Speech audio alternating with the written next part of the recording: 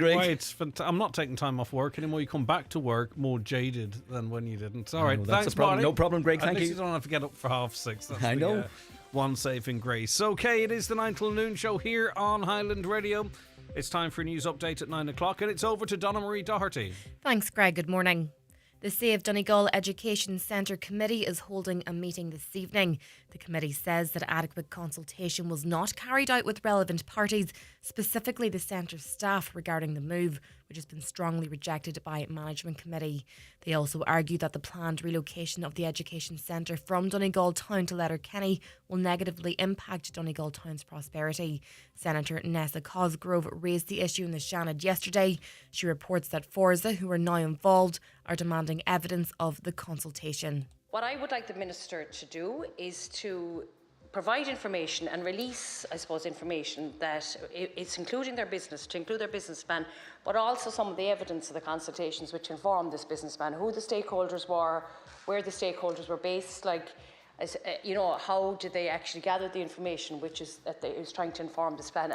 Minister of State at the Department of Further and Higher Education, Marion Harkin, responded. The Management Committee of Donegal ESC consulted with stakeholders including teachers, school leaders, Donegal ETB, NEPS, ATU and IDEA during March and April 2024, and that stakeholders supported and encouraged the move. The teacher consultation took the form of a digital survey that was distributed to primary, post-primary and special schools within the county. I'm informed that the Management Committee also analysed the spread. The meeting's due to get underway at 8 o'clock in the Abbey Hotel in Donegal Town this evening, and you can listen back to that full exchange on our website, highlandradio.com. A report published by the Housing Commission last May is facing criticism for its inadequate treatment of the defective concrete block crisis. Donegal Deputy Charles Ward has highlighted that the crisis is mentioned only in one line of the 250-page document. He argues that while the government claims to be implementing one of the largest housing redress schemes ever, actions like this are contradictory. Deputy Ward believes this demonstrates a lack of commitment to resolving the issue. When they come up with these reports, and it's like every report that comes out, you need to mention the problem, and the problem is defective concrete, and the problem is it's defective concrete in Donegal. And when they come out with these reports and they don't mention defective concrete, and they're meant to be supporting the biggest scheme in the county to do with redressing this problem, but they don't mention it in the actual context of the bill or the amendments, well, it goes to show you that there's no real will to drive it forward. Ballybofey has once again been named as the town with the highest commercial vacancy rate in Ireland at 36.4%. That's according to GeoDirectory. The national commercial vacancy rate has reached a 12-year high. Donegal itself is the second highest county rate in the country at 20.1%, following Sligo. Looking now to weather, dry and bright today with long spells of hazy sunshine, highest temperatures of 12 to 15 degrees. That's all for now from Highland Radio News. Back again at 10 o'clock.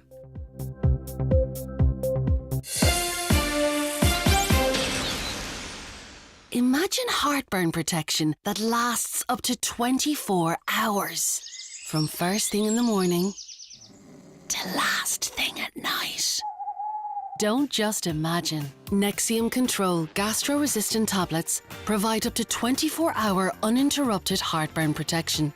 Nexium Control 20mg gastro-resistant tablets. Ask your pharmacist. Contains esomeprazole. Used for up to 2 weeks. Always read the label or leaflet. And now, it's time for the talk of the Northwest. The 9 to Noon Show with Greg Hughes on Highland Radio. Hello and a very good morning. You're very welcome along to the 9 till noon show on this Thursday, the 20th of March 2025. It's the spring equinox, which means that there's equal amount of days there is night, as far as I'm aware.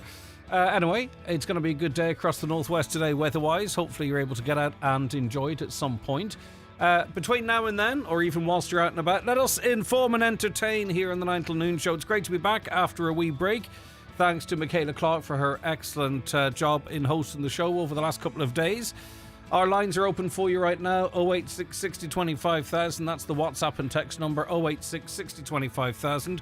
or you can give us a call on 07491 25000. And if you want to email, it's comments@highlandradio.com. And, you know, we've got the usual great mix of stuff coming up on the programme for the next 3 hours. We'll kick off with a look at what's making the front pages and inside some of the papers today. The Tyrconnell Tribune: Irish tobacco licences will be the world's highest. Not something I realised, that if you sell tobacco you need a licence, but anyway, apparently you do. It's an interesting article from John McAteer.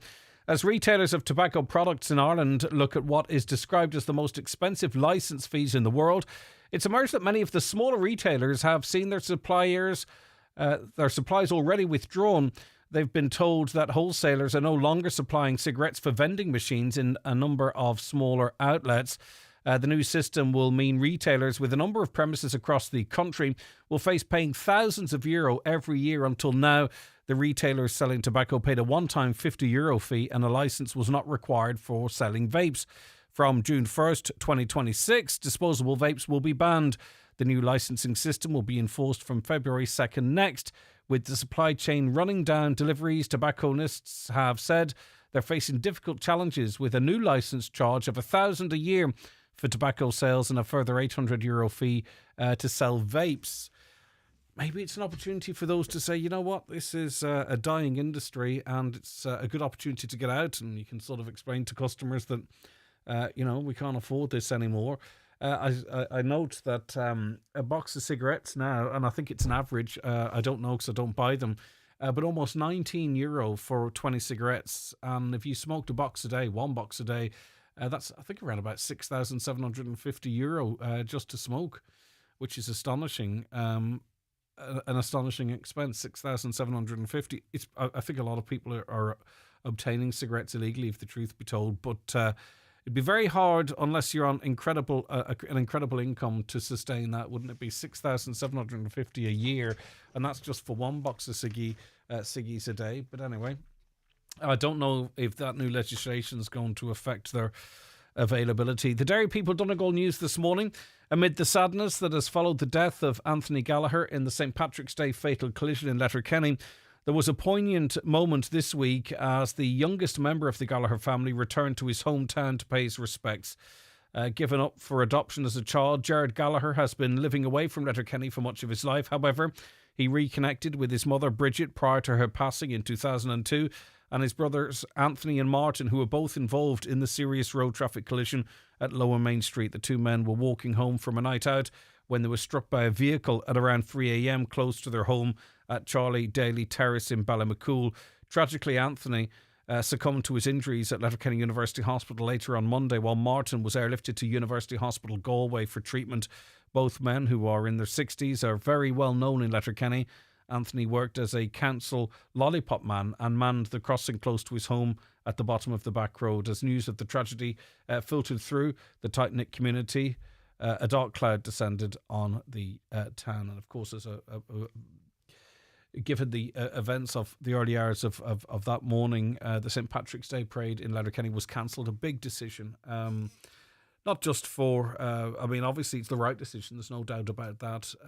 But obviously, I don't know if they're going to reschedule that. Was there any talk of that, Caroline, of rescheduling it or anything? No, because a lot of prep would have gone in from the school children and all of that, but that pales into less significance given the tragedy. The Derry News this morning: the Bishop of Derry, the Most Reverend Dr. Donal McKeown, has expressed his concern about the safeguarding practices and policies of SSPX Resistance Ireland, a new religious group operating in the Derry Diocese. In a letter printed in every parish bulletin in the diocese at the weekend, Bishop McKeown addressed the fact SSPX Resistance Ireland was holding masses in the diocese. The Derry News understands SSPX, I think, is that the correct pronunciation? I can't see any other way of saying it.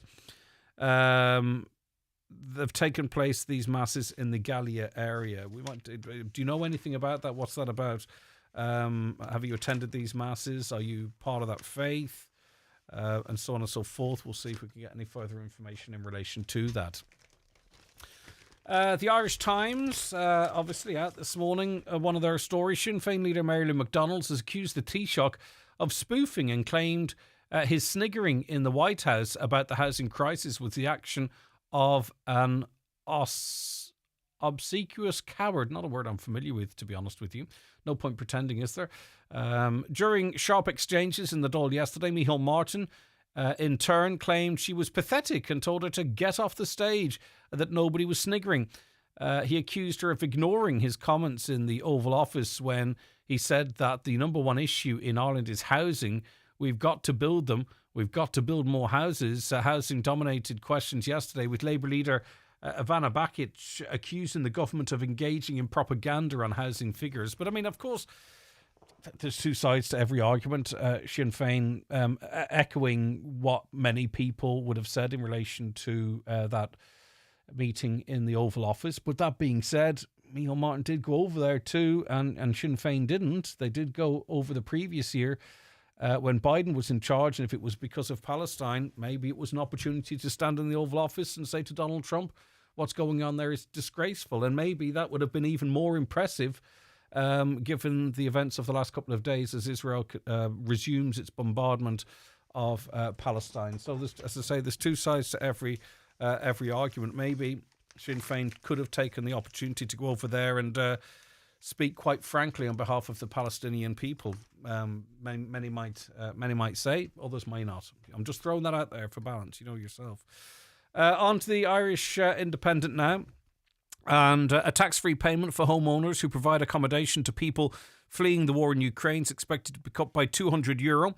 While in a final decision on the future of the accommodation recognition payment has not been made yet, it is understood that the scheme will be extended, though not at the current rate when it expires on March 31st. The €800 monthly payment is made to those hosting Ukrainian refugees. It was initially introduced at a rate of €400 in July 2022. However, as need to accommodate refugees from Ukraine increased, the payment was up to €800 a month. Some of the criticism of this is that it has created an unfair playing field in the housing market and the rental market.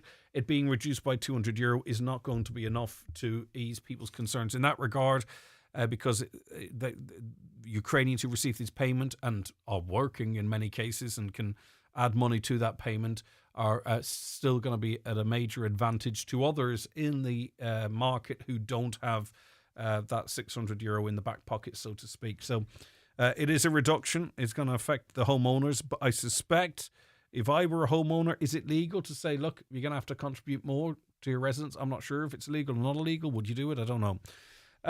Maybe though for those Ukrainians that will wish to return home, there might be some more light at the end of the tunnel, because US President Donald Trump and Ukraine President Volodymyr Zelensky agreed yesterday to work together to end Russia's war with Ukraine in what the White House described as a fantastic 1-hour phone call. It seems one of the key factors in this is that the US would take over power in Ukraine, which would complicate any efforts Ukraine may have to nuclearize, which might appease the Russians, and so on and so forth. So there you go. The Irish Daily Mail, Gardaí fear using force to manage protests due to the availability of Garda numbers, and fears that incidents will be posted on social media. A damning report is found. Now, this is kind of an interesting one, because there are those out there that would feel, say, for instance, there was major disruption in Dublin yesterday. I think there were pro-Palestinian marches that took place, and during rush hour traffic, many people were inconvenienced, unable to get home, and the Gardaí effectively just held a watching brief. They watched on. Now, I'm not saying this is true or false, but it's too obvious. You know, they've left themselves in a situation where it's too obvious not to say that there have been other protests from different political leanings where the Gardaí have formed lines and moved people on, or had batons out. I've seen that, myself. I can't pretend I haven't seen it. And, it's going to mean that you're going to see an awful lot on social media, if you're on social media, of claims of two-tier policing, because it would appear if it's a certain type of protest, I'm not saying this is my opinion, it's just an observation that's impossible not to make. And maybe it's the nature and the peacefulness or otherwise of the protests then also, the threatening nature of them, that might lead to more Garda activity with certain protests. I don't know, but it's just, as the world watches on, people with potentially with agendas will point out and say, well, there seems to be different levels of types of policing here anyway. But this is a more general comment from Gardaí. The findings of the report were contained in a review carried out by the policing authority in the wake of the Dublin riots in November 23, in fact. The report states it was discussed that in some protests in 2024, force wasn't used where it might, as it was known that the backup would not be in place for some time. This also influenced the making of arrests at the time the offences committed in protest situation. And Gardaí described actually what happened in Dublin yesterday evening as a gathering, as opposed to a protest, which again is going to irk some people with certain political leanings. The Irish Farmers Journal weanlings are hitting record prices in March, with 300, 400 kilogram weaning bulls breaking the €5 a kilogram barrier for the first time ever for weeks. So this week, exclusive Irish Farmers Journal Markbid's analysis shows the top third of weanlings in the 300 to 400 kilogram weight bracket came in at €5.06 a kilogram this week. Now would be the time for me to have 1,000 of these. I don't have any, but it would be nice. So if you have these animals, it's good that you're getting your money out of them. I see Conor McGregor as a new nickname on social media. Of course, you'd be familiar with Andrew Tate, and some have taken to calling Conor McGregor Andrew Tato now. Salt and vinegar is another line that's being used in relation to him. He's all over the papers today. I'm not sure how much of this was covered on the show in my absence, but the government and Ireland's US ambassador have been urged to protest over Conor McGregor's visit to Donald Trump, which he described as two rapists meeting each other. The opposition have slated the MMA fighter's appearance in the Oval Office with the US president, with People Before Profits Ruth Coppinger telling the Dáil that on St. Patrick's Day, two rapists met each other in the White House.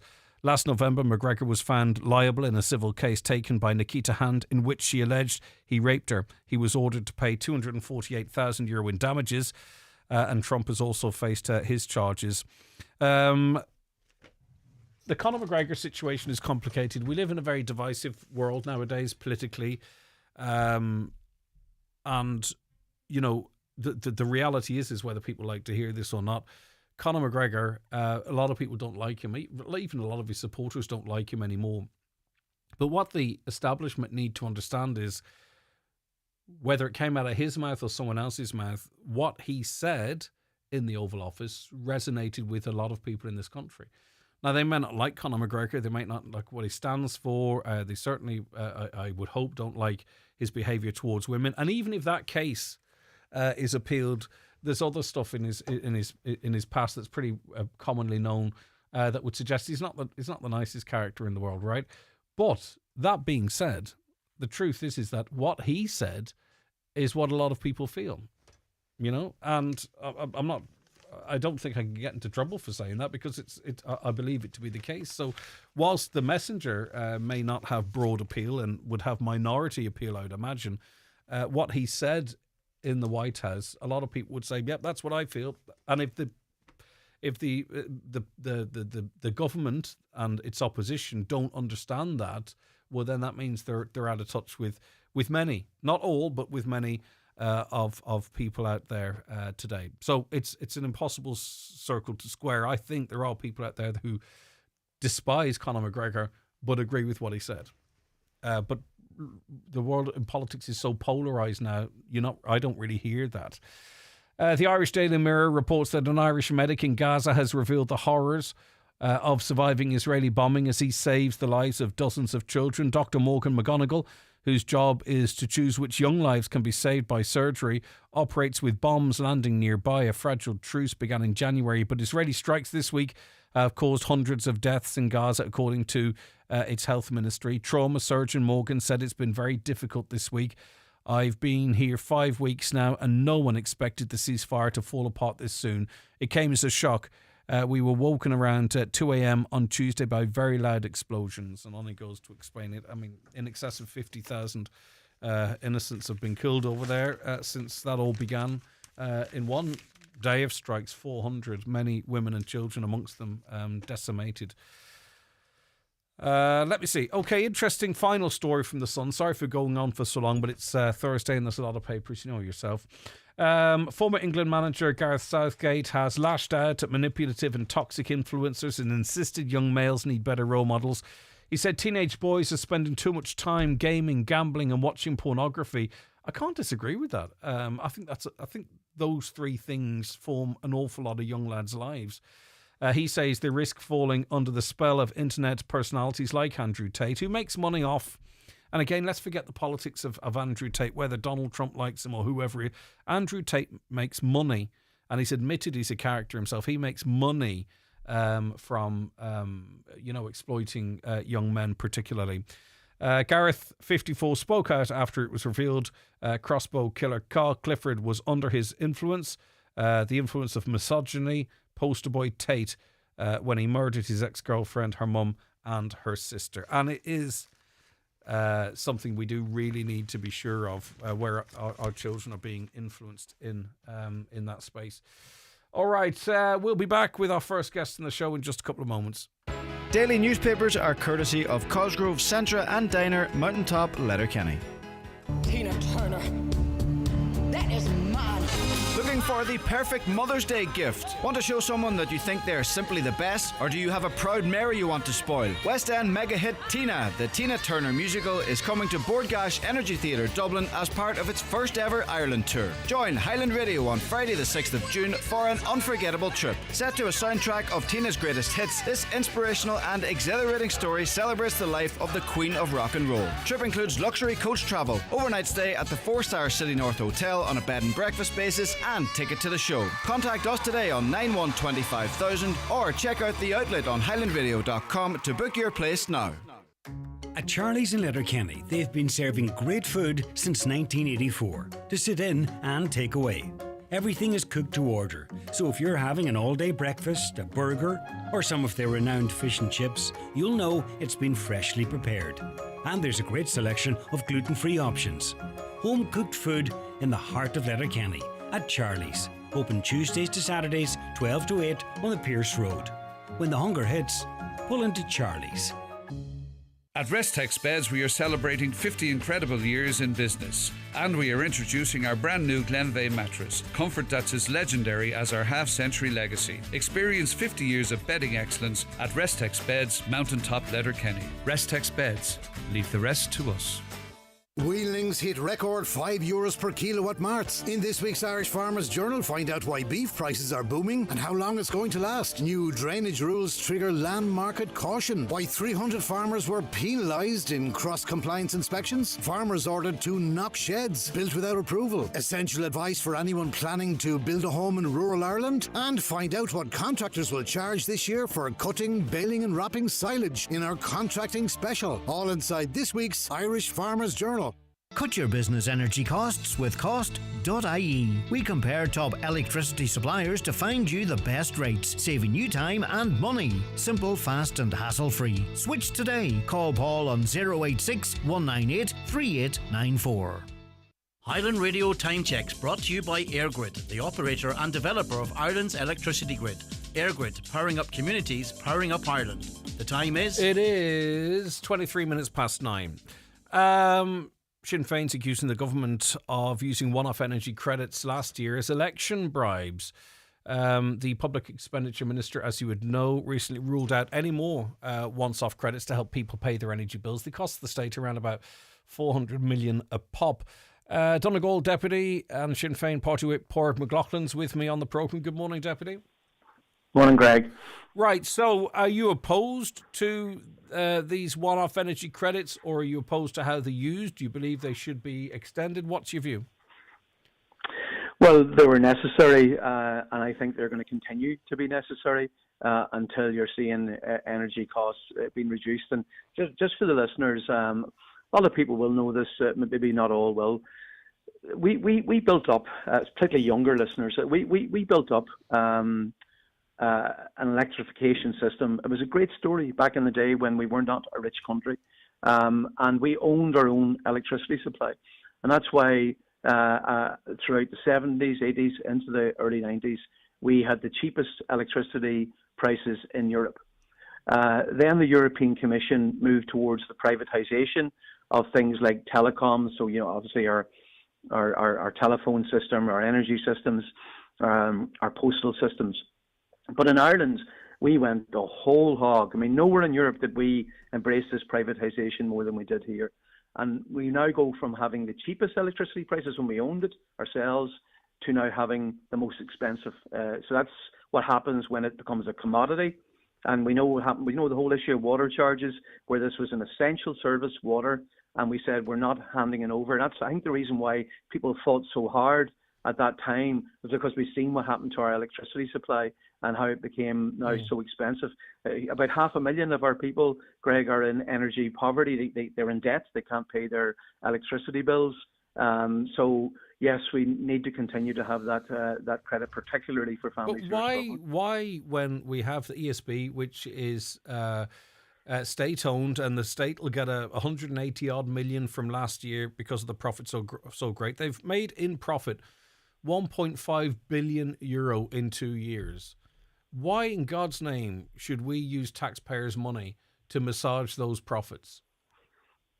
And that's an important question, because the credits are really, sort of a plaster over the wound. You need to get to the core of it. So it's this whole issue of profit, rather than it being a crucial public resource, particularly when we're asking people increasingly to move more to electrification, aren't we? We're saying about electric cars and, the whole issue around the homes being taken from fuel heating to relying on electricity supply.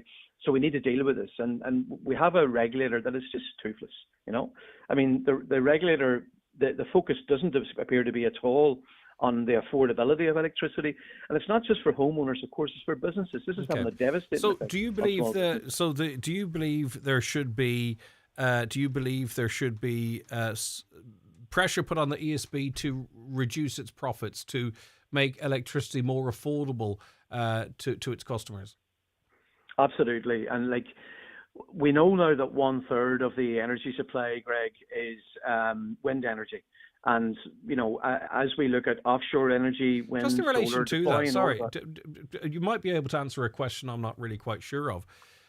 Is 1/3 of the total energy generated wind, or is 1/3 of the electricity consumed wind generated? Well, I think it's 1/3 that's being generated by wind. I'd love to know so how much we're losing. That translates. I'd love to know how much we're losing. I don't know. Well, in Donegal, as you know, we don't have the electricity infrastructure to facilitate the wind energy that's there. Okay, well, that's a good question. That's a good question then. So if you would reduce the profits that the ESB are making to make electricity cheaper, the ESB currently are borrowing, I think, 3-1 or 2-1 to invest in the electricity infrastructure. So you can't have both, right? So if you want the ESB to be less profitable and electricity to be cheaper, how do they, or who funds investment in the infrastructure to avoid situations like Storm A1, Storm David, and to ensure that green energy actually is fed to customers? Because, as I say, we can't have both.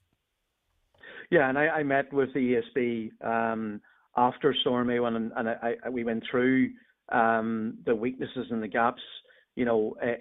Obviously their electricity infrastructure is above ground. It's vulnerable to these regular weather events now. So yes, you do need, and by the way, it needs to be a partnership between the state and the companies to upgrade the electricity infrastructure, but also to look at if we get to the point where we have offshore wind, onshore wind energy, solar has a huge role to play too. With all of these factors, the more you lean on that, you should be seeing prices coming down and down and down. Right now, our electricity prices are linked to the gas, even though they're very loosely linked to the gas, because gas has gone down. Even just in the last couple of months, gas has gone down 20%, and there's no reduction in electricity charges. So whilst the ESB will tell us they're linked to gas, they're very loosely linked to gas. They shouldn't be linked to gas at all, is the point we would make. I mean, what we would say is this is how they justified, and then of course this created a windfall. So what happened, of course, in terms of the invasion of Ukraine, threw the whole energy sector, particularly in Europe, up in the air, and there was also huge opportunities for profiteering. So these companies were linking their charges to gas, even though that, as you say, was very negligible. So they've got away with huge profiteering. So the regulator was toothless to deal with that. And what we're saying is that you need to increasingly invest in the infrastructure to avail of wind and solar energy and move to at a national level to get to the point what we call energy independence. So where the state has its own power source. I get you. Has your party been able to establish, given all of the linking it to gas, the war in Ukraine, has your party been able to establish why electricity in this country is on average 52% higher than the European average? Because all of the factors that we've been talking so far affected Europe. Why are we paying 50, in your view, or have you been able to establish, why are we paying 52% more than the European average for power? And then proposing to give €400 million a pop to these companies for energy credits. Why would we, or why would any party, especially an opposition party, would support giving €400 million of taxpayers' money to companies that are charging us 52% more than the European average? I find that a difficult circle to square in my head. Yeah, I mean, this goes back to, and unfortunately, it's like our housing crisis. It's like the crisis in our health service. You know, there was a period of time, the whole era of Thatcher and Reagan, and Europe was following that line, which was around taking publicly owned resources and privatising them, selling them off to the private sector. And that was the whole vision at that time. And Ireland embraced that. Top of the list. You know, they talk about Thatcher. We went further than Thatcher in terms of our telecommunication system. As you know, we're now paying a massive amount of money to install broadband because these companies wouldn't do it. Why? Because it didn't make them profit. That's why in rural areas we're paying huge money now. The state's doing that because of the failure of this. Similarly with energy. So this vision, and unfortunately it was Fianna Fáil and Fine Gael that bought into this viewpoint. Like Spain, Sweden, France didn't do it. But so what would you do? What would your party do, right? Because you can't constantly talk about what Fianna Fáil and Fine Gael have done. I'm not saying it's not relevant, but what would your party do to try and level the playing field so we're not paying 50% more for our power than our European neighbours, even though we're part of this union? So what do you propose? What would we do? How would that be addressed? Well, I mean, last year, Sinn Féin put a motion to the Dáil in the middle of the year in June 24 with a 5-point plan around this. And top of the list is a regulator with teeth, a regulator that pursues these companies with a view to affordability, that ensures that the electricity bills are affordable and they're actually linked to the real supply chain. So if wind energy is increasingly more and more, that should be reducing your electricity bills. You know, if you're going to offshore wind, relying on that, which we will increasingly be doing that, solar energy, you know, we should be seeing our electricity bills coming down. So we have a regulator with no teeth, so that you must legislate for that. That's the first and foremost.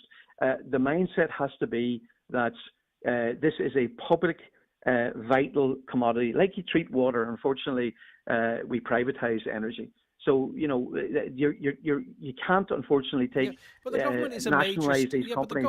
But the next best thing is that. The government is a major stakeholder in the ESB. Surely that has some weight in how prices are set. We get the dividend, as I say, we're going to get, 180 million off the ESB this year. So we're obviously significant stakeholders. Why is that stakeholding not being used to pressure the ESB to lower costs? Well, the same reason why we're the major stakeholder in the banks, and the banks have, you know, clearly made huge profits on what's happening with interest rates. They haven't passed it on to savers, but they've certainly hit people who are paying interest on their loans and mortgages. So we have, you know, a Fine Gael, and Micheál Martin would share the ideology of Fine Gael, which is, you know, it's economically right wing. Let the markets deliver, hand it over to the market. You know, if you look at our housing crisis, our crisis in our health service, and our crisis in energy, all of these are linked to an ideology which believes that the public sector, the people, cannot deliver their own services. It must be done by the private sector. So why are you, why are you proposing a regulator with teeth? Why not, or is there a mechanism to bring the ESB back under public ownership? Why aren't you proposing that?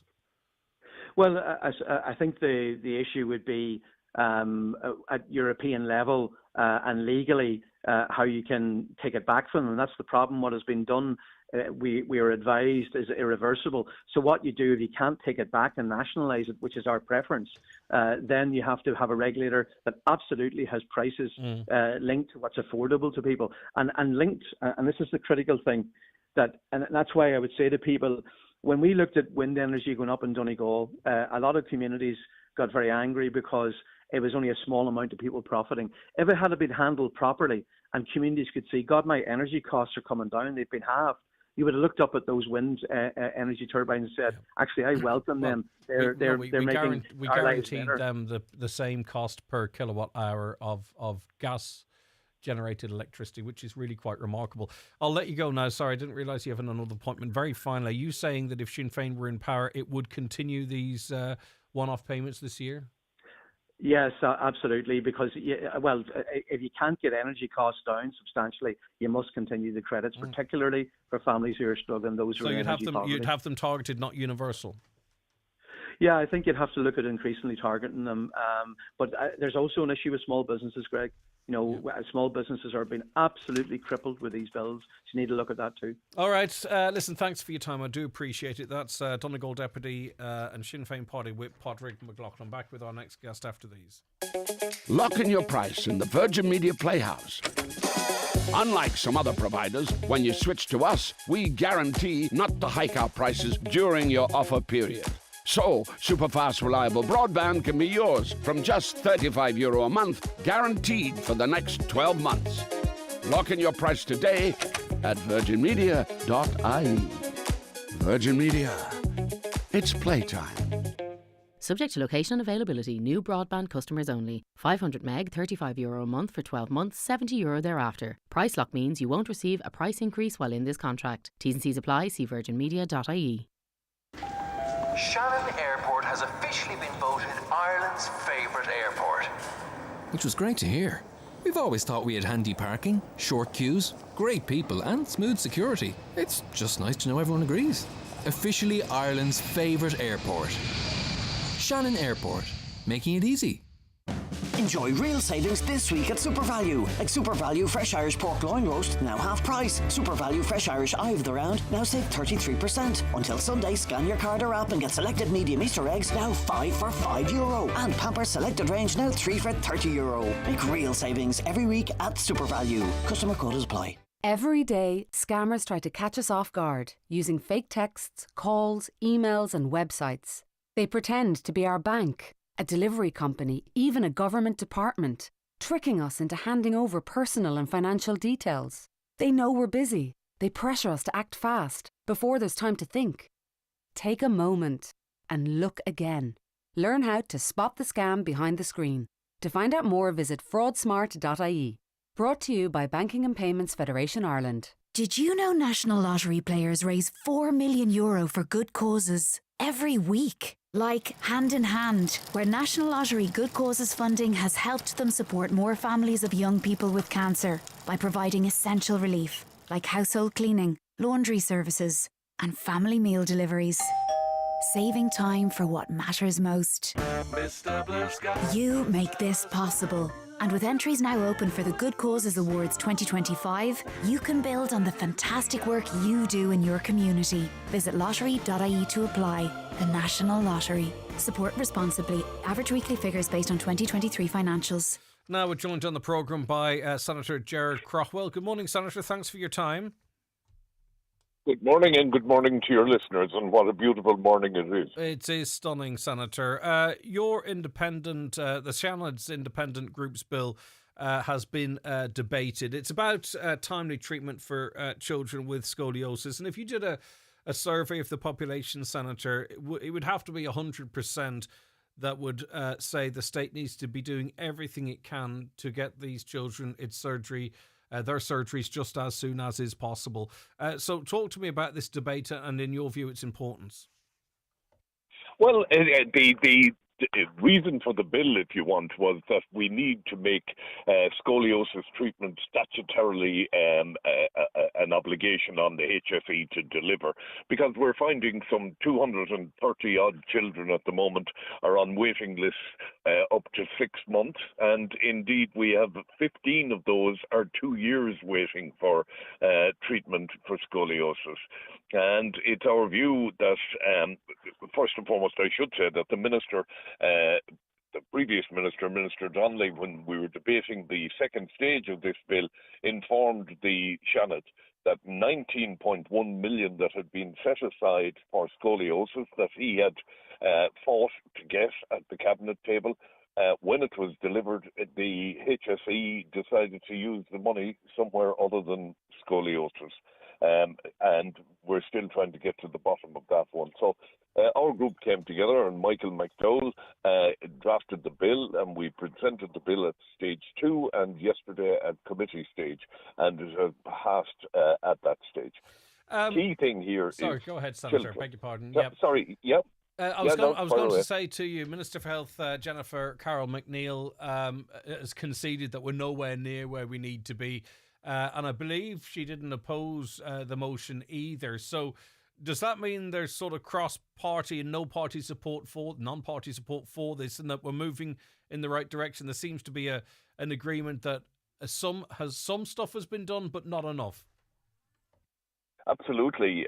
You've read it 100%. Jennifer McNeill, the Minister, she did not oppose the bill. Indeed, her presence yesterday in the Senate was extremely reassuring, not just for us that were driving the bill, but for the parents and the children that are suffering from this condition. There are a number of issues around scoliosis. First and foremost, there's an increase. It has increased 10% year on year between 23 and 24. That's a worrying condition. But the other thing is that very often parents are waiting for a year to see a consultant. And when they see the consultant, they're told their child doesn't need surgery. And that leads to all sorts of questions and suspicions and, concern. Because you can imagine yourself, any parent listening today that has a child that is suspect scoliosis, they want the best for their child. Mm-hmm. And I suppose they'll want to know, coming from this, and I think Senator, you're about to go on to this. What will change in the near future to get rid of this? Any delays, because obviously a lot of these surgeries are time sensitive as well, because it can have a devastating impact on other parts of the body and breathing and digestion and all stuff children shouldn't have to endure, especially if we can avoid it, right? So from today forward, what has been agreed or what may be put in place to best ensure that children who need these or don't need them even actually are seen very, very quickly, or there's a review system in place, or that we're just getting children into operating theatres that need to be in there? Yeah, I think the first thing we need to do is we need to triage the children that present, and we need to decide which stream they belong in. So scoliosis can be treated without surgery. Certain stages of scoliosis can be treated without surgery. So rather than have them waiting on a long queue to see a consultant surgeon who then gives them 10 minutes of his or her time to say, well, actually, your child doesn't need surgery, they need to go through a different stream. Rather than do that, we need a very early diagnosis and to figure out which ones need surgery and which ones don't. I think overall around about 10% of those children that present with scoliosis need surgery. The other 90% can be treated. But I presume the quicker, I presume, Senator, the quicker that 90% start the treatment through other ways, the better the outcomes and less likely they might need surgery into the future. So it's very much, this is another one of those cases where if we spend and plan now, firstly, most importantly, we save distress for our young people and their families, but presumably would save the state down the line. Absolutely. Apart from anything else, reducing those waiting on waiting lists and getting them into treatment early, that would be hugely beneficial to the children, firstly, and secondly, it would mean that those that were in dire need of surgery had much faster access to it. One of the things that we suggested yesterday, your listeners may be aware of the fact that there is a CF unit in Dublin for those suffering from cystic fibrosis. that they're able to be admitted to hospital in a safe environment when they need admission. So there's a ring-fenced CF unit in St. Vincent's Hospital. We need a ring-fenced unit for scoliosis. We need, once a child presents, they're assessed, and they're decided this child can be treated without surgery or this one needs surgery, and then put them into their relevant streams, have it ring-fenced, put the money in behind it, and get them through the system. You identified a hugely important thing, and that is the stress that's put on the other organs of the body through scoliosis. And, the quicker we get children treated, the better. Yeah, and you mentioned cystic fibrosis, not wishing to confuse the conversation, but there are still children that aren't getting access to the potentially life-changing treatment of novel modulator therapy drugs. So whilst we might have a ring-fence space for cystic fibrosis treatment, we still have children that can't access that life-changing, treatment. We've an awful lot of work to do right across the board, Senator. Thank you very much for your time. I do appreciate it. No bother at all. Call anytime. Thank you. Okay, Senator Gerard Craughwell there, and maybe you've a child affected by scoliosis, and you want to share your experiences, your frustrations, or perhaps maybe even your positive experiences. You'd be more than welcome to come on air and do that. Good reaction on the phones this morning. Keep your texts and comments coming in. We do love to get them, and we certainly love to read them out. Every one of your opinions is equally as important as the next. And even if you don't normally text in shows, why would you have an opinion in your head and not share it with your fellow community? 086 60 25,000. That's the WhatsApp and text. Or give us a call on 074 91 25,000. A chilly morning out there, but hopefully it's going to brighten up to leave a nice day. It's going to be short-lived, but maybe it's just a little taster menu of the summer that we have in store. Who's to know? I would say the garden centres are wedged this morning with people, or over the last couple of days, where people think, I want to get out and mow the lawn or trim the hedge or something, and the lawnmower doesn't start. They didn't bother sharpening the blades during the winter. Do you know, like in the winter where you can get it done really quickly? I would say garden centres or lawnmower repair crews, the phones are ringing off the hook as soon as people see a bit of good weather. But anyway, it's good for business, presumably, and it's a sign of decent weather, although, as I say, it's only short-lived. But still, we'll take it when we can get it. Running a business is never easy. That's why the National Enterprise Hub is focused on helping businesses access a wide range of government supports. We spoke to Conor O'Donovan, the head of the National Enterprise Hub, about the new free service. The National Enterprise Hub is a new all-of-government service. It was designed to make it much easier for businesses from right across the country to access supports that they might be eligible to from across the government system. It's both digital and over the phone. It brings together over 230 supports from 24 different government agencies. And the whole idea is to put the business owner at the centre of the journey. We've made it really simple to access the supports online, but we've also got 6 people in our HQ in Dublin who are available to answer calls and take business owners through the steps to help them understand what they might be eligible for. To engage directly with an advisor for support, visit neh.gov.ie or phone 01 727 2100. What do you say to boring lunches? Focaccia! With Centra's new focaccia sandwich range, you get the toastiest, tastiest focaccia bread. Then choose from high-protein chicken with Frank's Red Hot sauce, delicious caprese melt, and more. And they're only €6.50. Focaccia! Centra, live every day. Backstage Bar and Grill is the ideal destination to treat all your mums this Mother's Day. We have set menus to choose from with something to suit everyone. To make a table booking or for more information, call 07491 21976 or email us at bookings@centurycinemas.ie. I can't stop myself, Doctor. I'm just a weak man.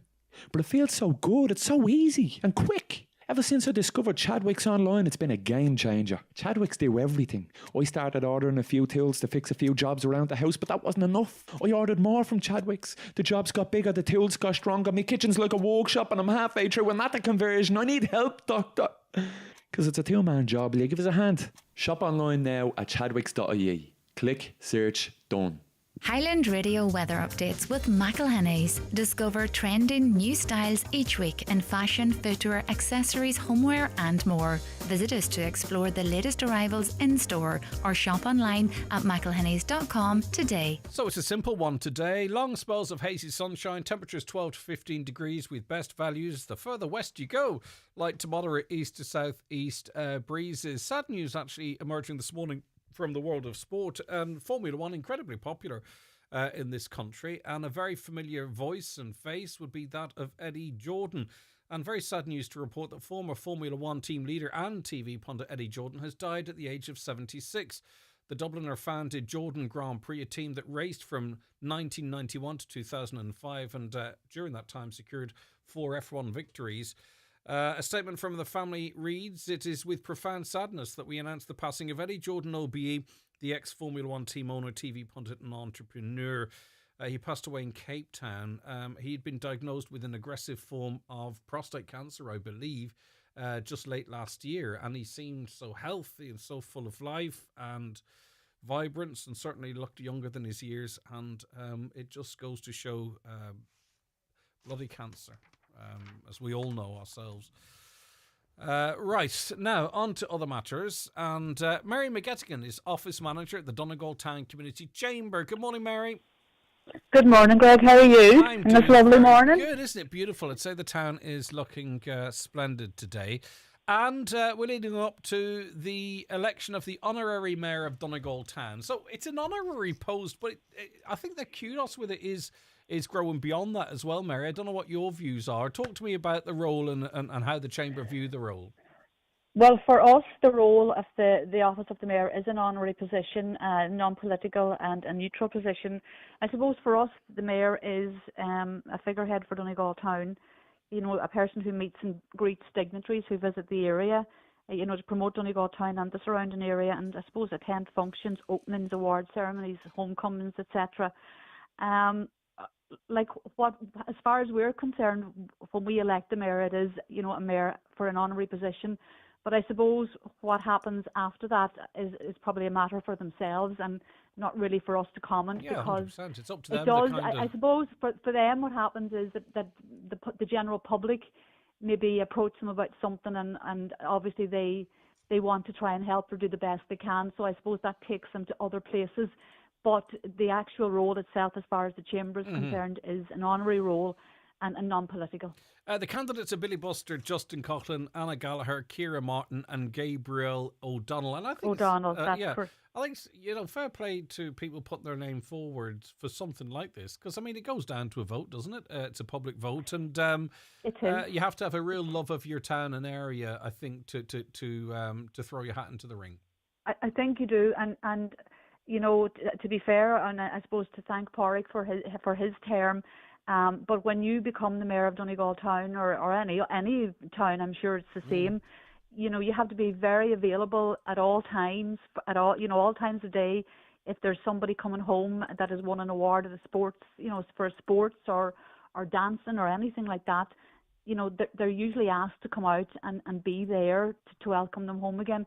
So whilst it's an honorary position, it is there's a lot of work in it, and there's a lot of time, because obviously when you're going to a function of any kind and you're asked to speak, you've got to have that preparation done as well, and you've got to be comfortable with doing that.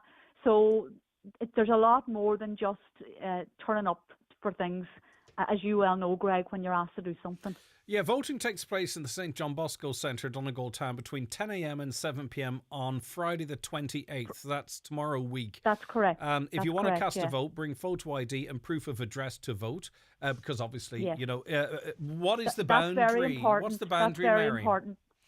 The boundaries are, you see, we go with the Donegal electoral area, so it is a specified electoral area, and it is from the Glen of Mancharles to Barnesmore Gap and the bridge at Lahi. But we have, if anybody needs the town lands, they're available on our Donegal Town Community Facebook page. But also, if somebody wants it, if they email me to development@Donegal Town, I will email them a list of the town lands. It's just so that people are aware before they get to the St John Bosco Centre that they can vote. Now, persons of 16 years of age that are resident in the area, the electoral area, can vote as well, and all businesses within the specified area can vote. But that means if you have a business but you're not from the area, you can vote. But if you have a business and you live in the area, you still only have one vote, and that's very important. Mary, how do people get to know a little bit more about the candidates? Is it up to them to sort of use their own platform, social media, or what have you? Yes. Or so you're leaving it up to each of the 5 candidates? The 5, yeah. Well, we did actually. They all did send in a little bit about themselves. So if you go onto the Donegal Town Community Facebook page as well, they're all on that. But I think some of them have flyers. So I expect that they'll be out and about canvassing themselves as well over the next 6 or 7 days before the election. To be honest with you, in Donegal Town, probably a lot of these people are already well known anyway, for different reasons, because a lot of these people are doing things in their own right with voluntary groups and things like that. So they probably are quite well known. But if they're not, I'm sure they will be out and about in the next few days. And if people keep an eye out for them, they can ask them what their objectives are. Okay, yeah, exactly. But as you say, it's an honorary role, and it's a busy role. Mary McGettigan, thank you very much indeed. I do appreciate it. She's Mary's office manager with the Donegal Town Community Chamber. Some of your comments, Greg: use the wind energy to make hydrogen and use it to replace gas power, and we could use it in motor vehicles. You can store hydrogen easily, they say. I think it's probably easier to text that than do it, but I appreciate your time. Electricity bills. People are getting really high electricity bills. Someone in the office here was talking of their bill being extraordinarily high. Here's another. I just got an electricity bill for €500. One retired person living alone. How is this sustainable? I can't pay it. How is it so high? Because I got a bill recently and it was nowhere near that. Nowhere near that high. So I don't know why a bill should be that high. And how is one retired person on their own going to face that one-off bill? Just to be, let me be clear about it, given your circumstances. There are organisations like St. Vincent de Paul and others that are there for people exactly like you, right, to alleviate the stress that you might be feeling. Give them a call. There's also, and I might get the details, there's also government supports for people who can't pay bills like that, some assistance. I wouldn't mind dragging some of that together, because it's very important that if you are struggling or if you do need help, to seek that help. Another caller says, personally, I think while the credits are good, they do seem to be inflationary, but Porrick is 100% in that it shouldn't have been privatised in the first place. State aid rules is the biggest downside to the EU. Another caller says, greed. We pay 52% more for energy because of greed. The constant unabashed ripping off of the people on this island that occurs in every sector. We are overcharged for everything because we let them overcharge us for everything. And lastly, just before the news, good morning, Greg. For the first time ever, we received an electricity bill over €300. What is actually happening here in Ireland? We also received a letter to say they've changed the unit rate, annual standing charge as shown. Okay. Right, more of those coming in. Let us know your own personal experiences in that regard. We'll be back with loads more on this Thursday's 9 till noon show after we take a break for the news and obituary notices. Hi, Paddy here at Shane Conley Cars in Donegal Town. Are you looking to upgrade your car? With Shane Conley Cars, you'll find makes and models for every budget. Great finance options, and we also accept trade-ins. Check out ShaneConleyCars.com or call in to us at Shane Conley Cars from Lonaher Road, Donegal Town. Got a hidden leak? AMG Leak Detection provides a professional plumbing service throughout Donegal and surrounding areas. Using the latest technology, we find and fix leaks quickly. No mess, no hassle. From pipes to drains, we're here to save you time and money. Don't wait for costly damage. Call AMG Leak Detection today on 086 236 2774 for a leak-free home. AMG Leak Detection. Detect, repair, protect. At Fleming's, we take great pride in having provided quality steel and roofing to all our customers throughout Ireland since 1860. Tell them about the doors, John. Okay, Mike. We also provide a full quality range of doors, industrial doors, garage doors, roller doors, insulated doors. Thanks for that, Mike. No dramas, mate. Fleming's, engineering solutions for 150 years. Call us now on 074 91 48 234. Make more with fish at Dunn Stores, with everything you need for a seafood dinner. Visit our fishmonger and pick up a fresh side of salmon for just €15.99. Or mix and match 3 for €10 on your choice of 14 delicious seafood options, like hake fillets and succulent king prawns. Plus, save at the till with a 5 off 25 grocery voucher. Dunn Stores, always better value. Terms and conditions apply. Voucher can be used on next in-store grocery shop of €25 or more. Hyundai has pulled off a bit of a masterstroke, says the Irish Times. CompleteCar.ie write about its eye-catching design and a surprisingly capacious interior. Meet the all-new, all-electric Hyundai Inster. Now available to road test at showrooms nationwide, starting from just €18,995. Are you in? Test drive the new Inster at Divers Hyundai, Canal Road, Letterkenny. Live, on air, online and on the Highland Radio app. This is Highland Radio News. Good morning, it's Donna Marie Doherty with the news at 10 o'clock. Over 1 in 5 commercial units across Sligo and Donegal are lying vacant according to a new study. Geodirectory says the national vacancy rate now stands at 14.5%, its highest level since it began keeping records. Ballybofey was the town with the highest commercial vacancy rate at 36.4%. Derek Kew is CEO of Geodirectory and he says there needs to be a rethink of how these premises are used. Are those units really ever going to be reactivated as commercial units? Is the change in online shopping, change in work behaviour patterns since COVID and work attendance patterns, as they change things? Is the business environment changed to an extent that these spaces need to be rethought on how they can be used? The Save Donegal Education Centre Committee is holding a meeting this evening regarding plans to move the service to Letterkenny from Donegal Town. They say that adequate consultation was not carried out, specifically with the centre staff. This has been strongly rejected by the Management Committee. They also argue that the planned relocation will negatively impact the town's prosperity. Senator Nessa Cosgrove raised the issue in the Seanad yesterday, and Senator Cosgrove reports that Forza, who are now involved, are demanding evidence of the consultation. What I would like the Minister to do is to provide information and release, I suppose, information that it's including their business, to include their business plan, but also some of the evidence of the consultations which informed this business plan, who the stakeholders were, where the stakeholders were based, how did they actually gather the information which is trying to inform this plan. Well, Minister of State at the Department of Further and Higher Education, Marion Harkin, responded. The Management Committee of Donegal ESC consulted with stakeholders including teachers, school leaders, Donegal ETB, NEPS, ATU and IDEA during March and April 2024, and that stakeholders supported and encouraged the move. The teacher consultation took the form of a digital survey that was distributed to primary, post-primary and special schools within the county. I'm informed that the Management Committee also analysed the spread. The meeting is due to get underway at 8 o'clock this evening in the Abbey Hotel in Donegal Town. Meanwhile, you can listen back to that full exchange on our website at highlandradio.com. A report published by the Housing Commission last May is facing criticism for its inadequate treatment of the defective concrete block crisis. Donegal Deputy Charles Ward has highlighted that the crisis was mentioned in only one line of the 250-page document.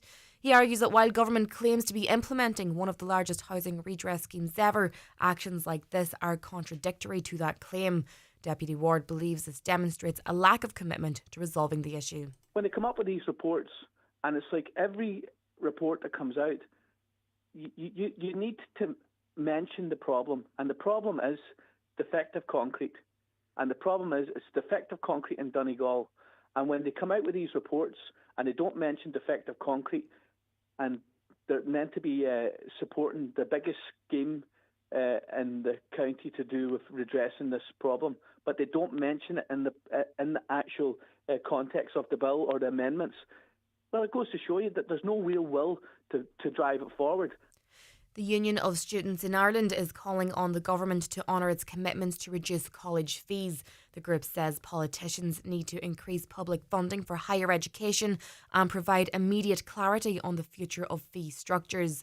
Recent budgets saw one-off €1,000 cuts to the contribution fee, but it's been hinted that won't happen anymore.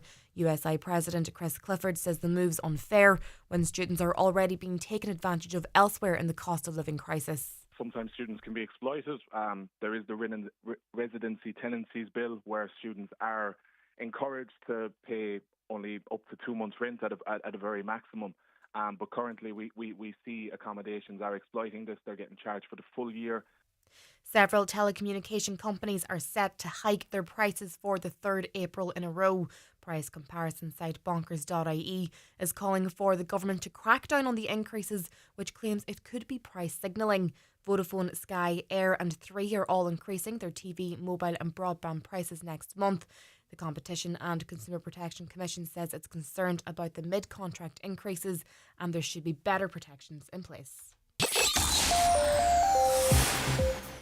Looking now to weather, dry and bright today with long spells of hazy sunshine with highest temperatures of 12 to 15 degrees. That's all for now from Highland Radio News, back with headlines at 11 o'clock.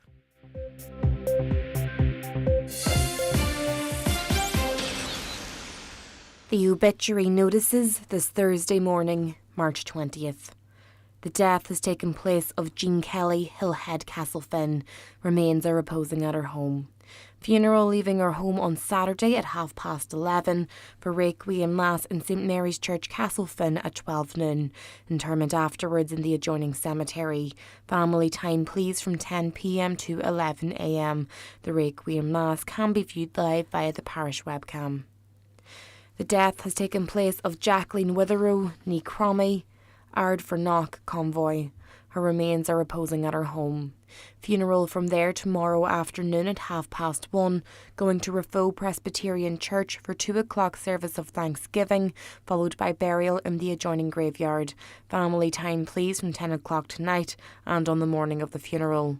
Family flowers only, donations in lieu if desired, to the Donegal Hospice and Rafo Presbyterian Church, care of any family member or Terence McClintock Funeral Director. The death has occurred of Kathleen Sweeney, ní McBurty, 609 Liscully Villas, Castlefin, reposing at McCool's Chapel of Rest in Ballybuffet today from 6 o'clock until 9 o'clock. Funeral leaving there tomorrow morning at 10:20 for 11 a.m. Requiem Mass in St Patrick's Church, Crossroads, Killygordon. Interment in the adjoining churchyard. Requiem Mass can be viewed live on the parish YouTube channel. The death has taken place of Patricia Barbara Elizabeth McCallion, ní Cassidy, 25 Rash Road, Mountjoy, Omagh. A private family cremation will be held. Family flowers only please, donations in lieu if desired to Omagh Riding for the Disabled, made payable to Robert Armstrong and Son Funeral Directors, Omagh. The tragic death has taken place of Anthony Gallagher, 28 Daly Terrace, Letterkenny. Funeral Mass in St Eunan's Cathedral this morning at 11 o'clock, followed by interment in Conwall Cemetery. Funeral Mass can be viewed on churchservices.tv. For family information and more details regarding wakes and funerals, please go to highlandradio.com.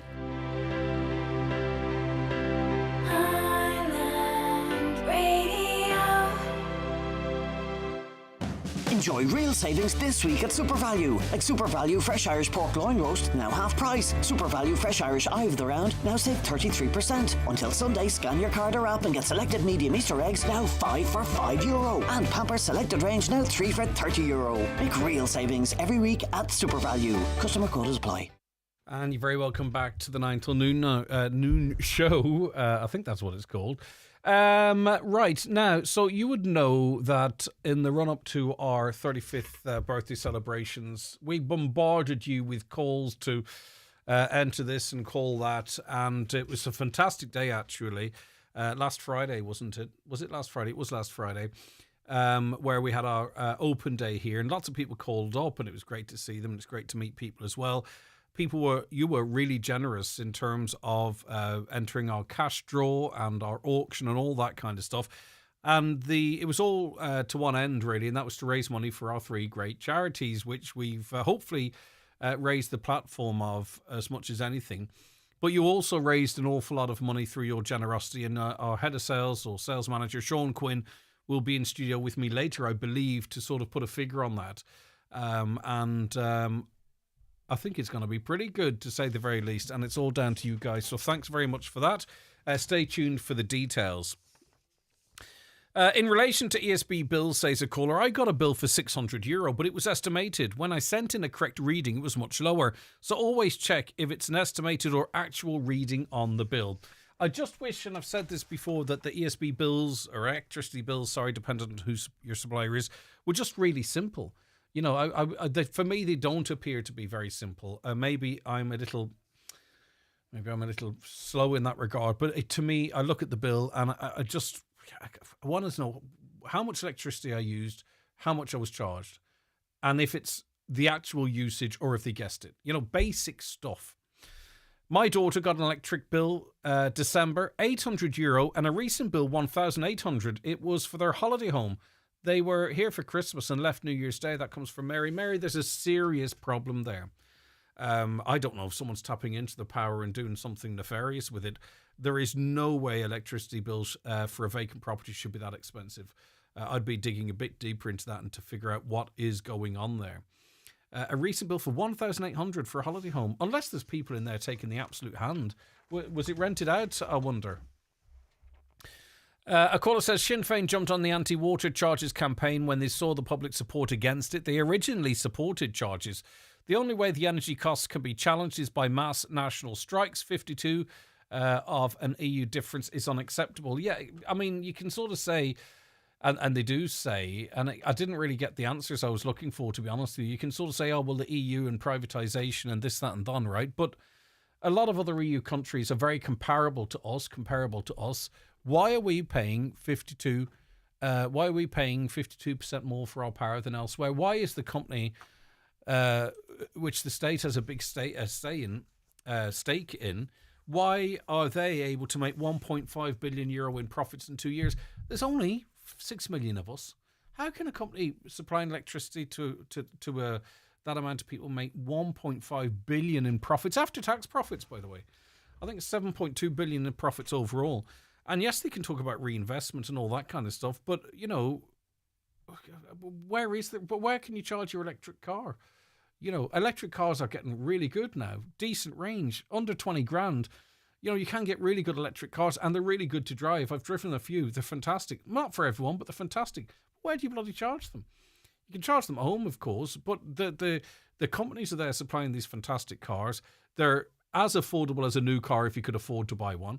There's lots of ones now coming onto the second-hand market with batteries still under guarantee. You know, if you drive a certain amount of miles a year, they're a great option, but people are concerned that they can't charge them or they're not comfortable that they could find a charge point.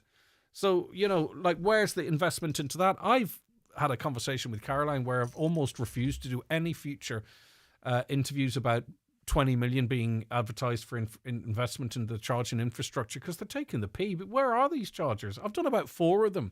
45 million invested in charging infrastructure, 20 million rolled out over the blah, blah, blah, all this stuff, and no chargers.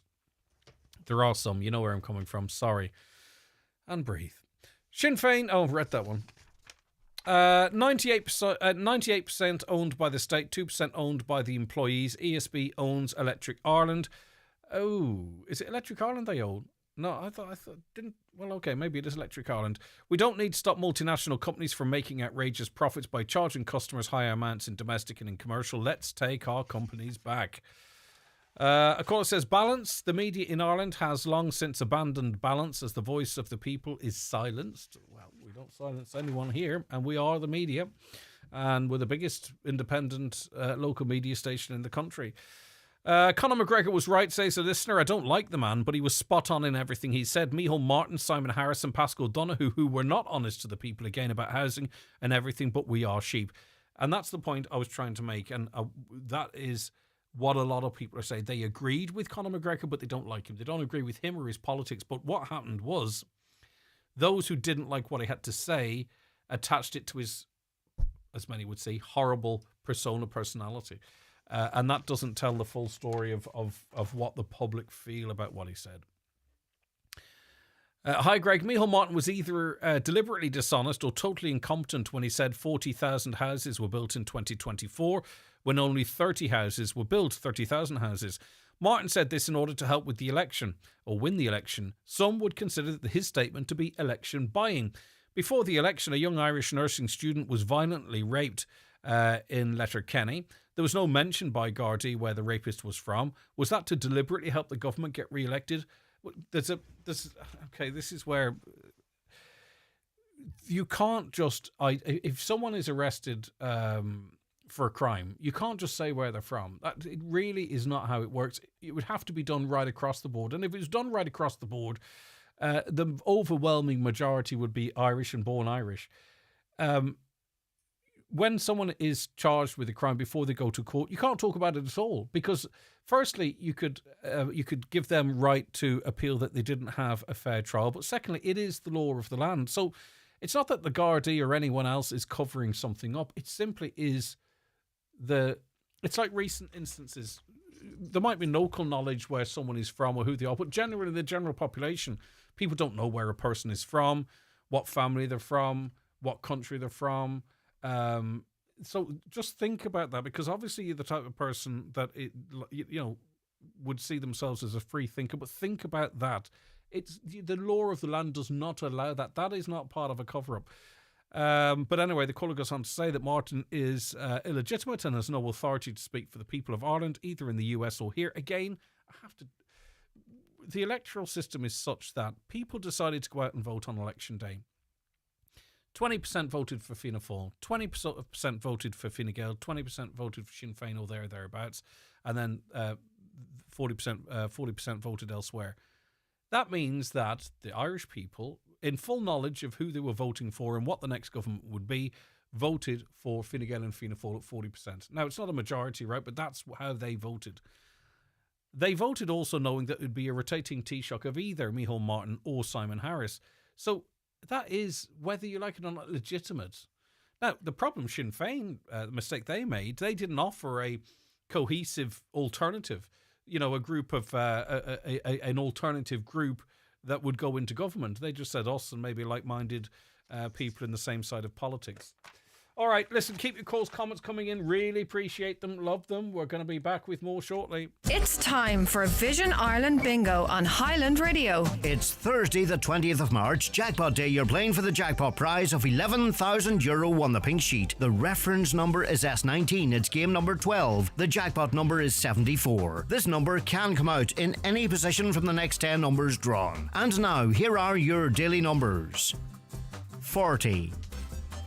18, 10, 58, 52, 24, 81, 48, 79, and finally 16.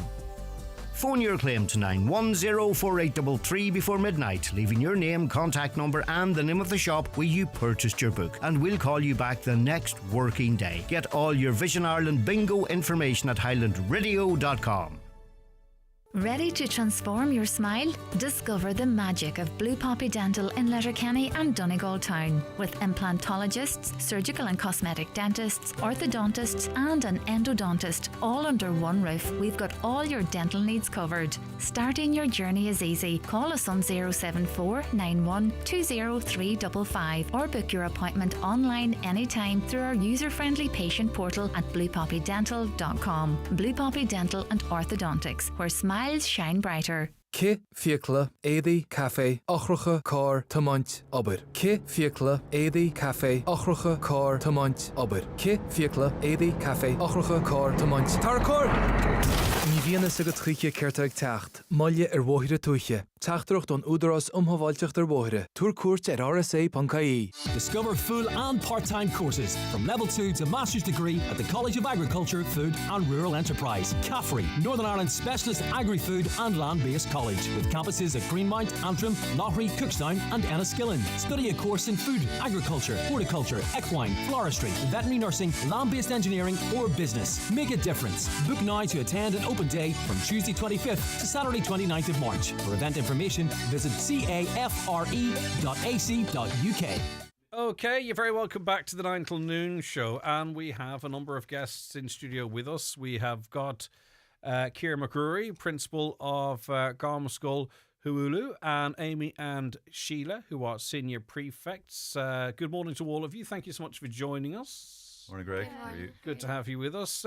Kieran, I'll start with you, if that's okay. Tell us about your school. Yeah, well, we're a Gaeltacht school, first and foremost. We're located in Ballinamore, just roughly halfway between Fintown and Cloughan there. And the school has been open now since 1982, 40 years. And predominantly through the medium of Irish. 7 years ago, the school, through the Board of Management, committed to move towards total immersion in Irish as part of the government's plan for Gaeltacht education. So we're doing that now this last 7-8 years, I suppose. And I suppose really this last 2 years, really, you could say that our whole cohort of students have gone through primary education through Irish and have also gone through secondary education through Irish, So that's a quick rundown of Garmaskull Huulu. Yeah, and obviously transition year for your students, Oscailige, right? But there are options here that maybe people aren't aware of for other students in other schools. Talk to me about that. Exactly. Yeah, everybody in the country will probably be aware. It's a unique enough thing in Ireland, transition year programme, and we have, in our school, we have 24 spaces per year open to students. As it happens this year, we have 17 students who are interested in it. And that led us to think, there could be other options out here. There's demand in other schools. In some places, other schools, not all students get into TY. So we thought to ourselves, well, why not open that up to the public, to students who may be within the catchment area who would like to do transition year, who maybe might have a bit of a graph for the Irish language and the Irish culture and who would like to try something different. And that's what that year is all about, isn't it? Totally. And how does that work in terms of the relationship between your school and another school? And the transfer for that year, and if people are on public, if maybe you've got school bus transport or access and stuff like that. We would probably be looking at routes that the access would be open up to in that regard, that there would be buses coming in, we'd say maybe from the Stranraer Balbafay area, or maybe from the Glenties area, or up down from Duhry or someone like that, where there are routes available that the bus area and buses would be But there's no issue in terms of schools working together to do this. I haven't been aware of any issues in that respect, and we're all promoting education. We're all in favour of developing young people to be the best that they can be in that regard, So I haven't heard of any. No, I'm not here to cause trouble either. No, I understand. It's just a question. Yeah. No. Sheila, good morning to you. Hi. So, what's school like at your school? It's really nice. I think it's really good that it's a small school. Like everyone knows everyone. Like if I met a first year in the hall, I'd be able to say hello to them, or if they had troubles or whatever. So there's a good community amongst the students there is. as well. Like the small classes and all, they just really help with that. We had a quiz there last week for Shack and the Gaelic, and it was really the whole school took part. It was amazing. And what is your experience of learning through Irish been, or learning in Irish, or maybe it's just the norm for you and it's just it's just school? I suppose for us, I've never had any difficulty with it. It's been like that since day one. We were doing it since junior cert, and I feel like it's just been the norm and all that. Like there were ones coming up from English schools and they just grasped it so quick when you're starting it with full immersion. It was just so easy to grasp, I think. Have you been through transition year yet? Yes, I did transition year last year. I'm in 6th year now. So, we got to do loads of stuff. Same with that small school. Yeah, so for say the parents of students who are most likely listening to us, or grandparents actually, often a big say now, what would you say would be a good reason for a student from another school to consider transition year with you guys? I feel like in our school, for me anyway, personally, I might not have always loved the language, loved Irish, but whenever we were in transition year, we did so many different things. Like we went up to Gidor and we stayed at night over there, and we had our big ceilidhs. We got to meet so many other people with a love for the language, and the same with everything else. We got to meet, I feel like the Irish opened up a lot of doors for us. We entered an Irish singing competition. It was so nice to meet other people. Do you think your relationship with the language changed a little bit, and maybe it became more than just a language, because it's a living thing, isn't it? I'm sure you were aware of that, but I'm just thinking with the even extra level of immersement you had and working with other people, did your attitude towards the language or the culture surrounding change at all? For me, it did. I think really in TY in the past few years, through meeting, I got to meet, we did a lot of work with other schools, and we were entering competitions with the same sort of schools, Coshally Public School, and I got to make so many friends from other Gael schools. So now, like in my day-to-day life, when I'm talking to friends, I could be sending voice notes in Irish, and it's starting to become more of a norm for me. It's really nice. Like I feel like my love for it's grown. What kind of phone do you have? An Android. Oh, that's good. No, it's good because they've embraced the Irish language. iPhone's bad. Bad keyboard for Irish. There's another school campaigning on that regard, believe it or not. Right. Amy, what's your experience of the school? Like, what sticks out for you? I know there's going to be a lot of crossover with what Sheila says. That's all right. But I mean, what do you love about your school? I definitely have to touch on the fact that everybody knows everybody and every single teacher knows your name, and the fact that there is just such a community feeling within the school. I'd also say, yeah, definitely, like the love for Irish is strong in our school, and it's in our everyday lives. Like, I know last week was Shackton and Gaeilge, so we had a lot going on that week. We had Keely's at lunch, we had bingos at lunch, we had all sorts of things going on at lunch through Irish, which I really enjoyed. Amy, if you come into Letterkenny, for an example, or go to Donegal Town, or I don't know wherever you might happen to be, do you switch straight to English? Do you know if you're in shops or what have you, or will you still say hello to people as Gaeilge or thank you or what have you? I'm just curious, because we often talk about what it's like for English people to go into the Gaeltacht area, or people be shy to try Irish, right? But you're fluent. So I'm just curious, when you go into what might be seen as predominantly English speaking, even within your own county, do you avoid using Irish?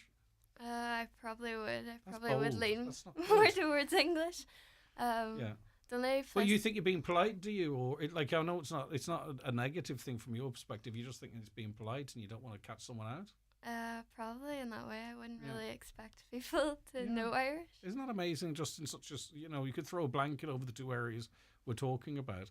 And transition year for you, we heard from Sheila there about sort of, the immersement in it and meeting different people and the music and all that kind of stuff. Is that what it was like for you, Amy, or anything else that jumps out for you?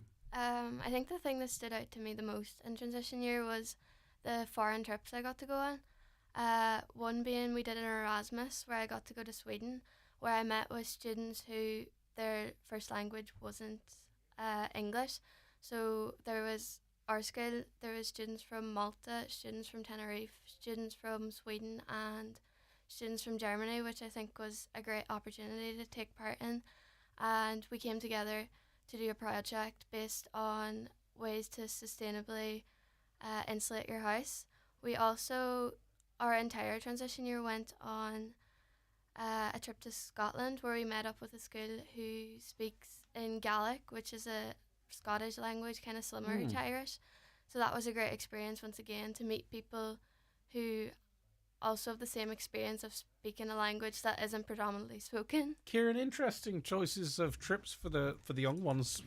How was that curated, or what was the thinking behind that? I mean, the thinking's kind of obvious, but... Well, I suppose the thinking really behind transition years is to give students the best experience possible, what you generally can't do in the classroom. And thankfully, with our coordinator, Shannon Farry, he looks extensively for different programmes and gets funding from Forest na Gaeilge, there's the Gaeltacht to pay for a lot of these things. The Erasmus Plus that Amy was talking about is fully funded by the Erasmus Project, or Lergus manage it here in Ireland in that regard, and that's a fantastic experience. There would be maybe 2 trips a year during the Erasmus programme. Then there's the annual trip then to Scotland, where we partner up with Ard Scala Fluck in Ploughton there, and they, like Amy says, are a Gaeltacht school in that regard. So the similarities between the two areas, they're West Coast, we're West Coast.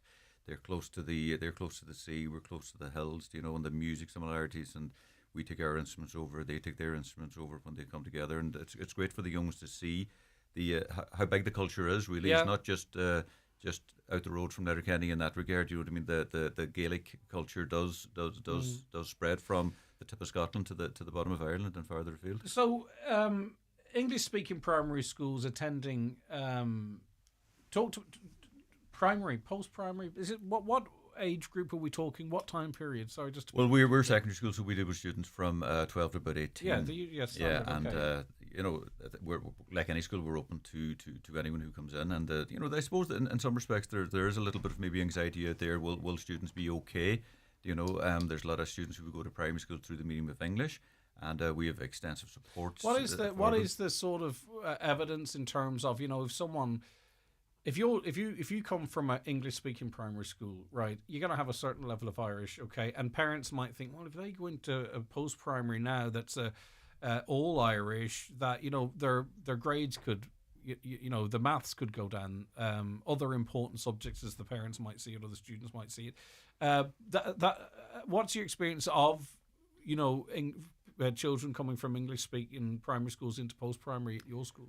Well, we don't see any negative impacts anyway on the students that would do the Leaving Certificate with us who have come through. It's still real formative years, isn't it? Yeah, the ability it is, to learn is there. Oh no, I get it. But students who do come in, and then with their experience of Irish and primary schools. And certainly, like all subjects, there will be students who will have different aptitudes when it comes to the language. But certainly, any student who's out there in primary schools who are confident and who are doing well in their Irish can easily progress into secondary education. To give some supports that we would do a lot of team teaching within our first year classes. Our Irish, our French, and our maths classes will have team teaching, and that coupled with the fact that our numbers are small. We'd have classes with two subject teachers in the room with 15 students. Now take other schools that might have one teacher with 30 students, so the English being your preference language is an advantage to that sense. There's a huge advantage then to having two teachers in a room with 15 students from checking in and making sure and so on like that. So I don't want to conflate two issues here, because what I was just talking about there is, generally speaking, if your young person is in an English-speaking primary school, is this SCARM school an option? The answer to that is yes, for the reasons that Kieran has outlined. But I don't want to confuse that with the options too for transition year. So that's the regular transition year, isn't it? It's right across the board, and it would be for the full year. How many slots do you have open altogether? Well, we have seven places for the transition year. And like I says, there could be students out there who just might want something different for the year. I think so. Who maybe have a graph for the language and the culture in that regard, and who just might want to challenge themselves and put something else on their CVs in that regard, and just to see how they get on. And should they be successful, and should they be confident with it, who knows what they might do in a future farther afield with the language. Yeah. All right. Okay. And I think it's an important part of transitioning, and this is why I'm so in favour of it, Amy. And I think you referenced this, or was it Sheila? You can have your. I find that the young people I've been around, your friend circle widens in transition year as well too, and your outlook widens. Is that what you found, Sheila? That's what I found, definitely. Like, even, I know we've been talking about Irish a lot, but outside of the Irish, through transition year, like, the amount of different things that we were leaving the school for, we were going out, because you're meeting so many people, it's nearly impossible not to make new friends. Like, you really have to try hard. Like, it's like, we're going out, you're going to competitions, we've been doing so many different things.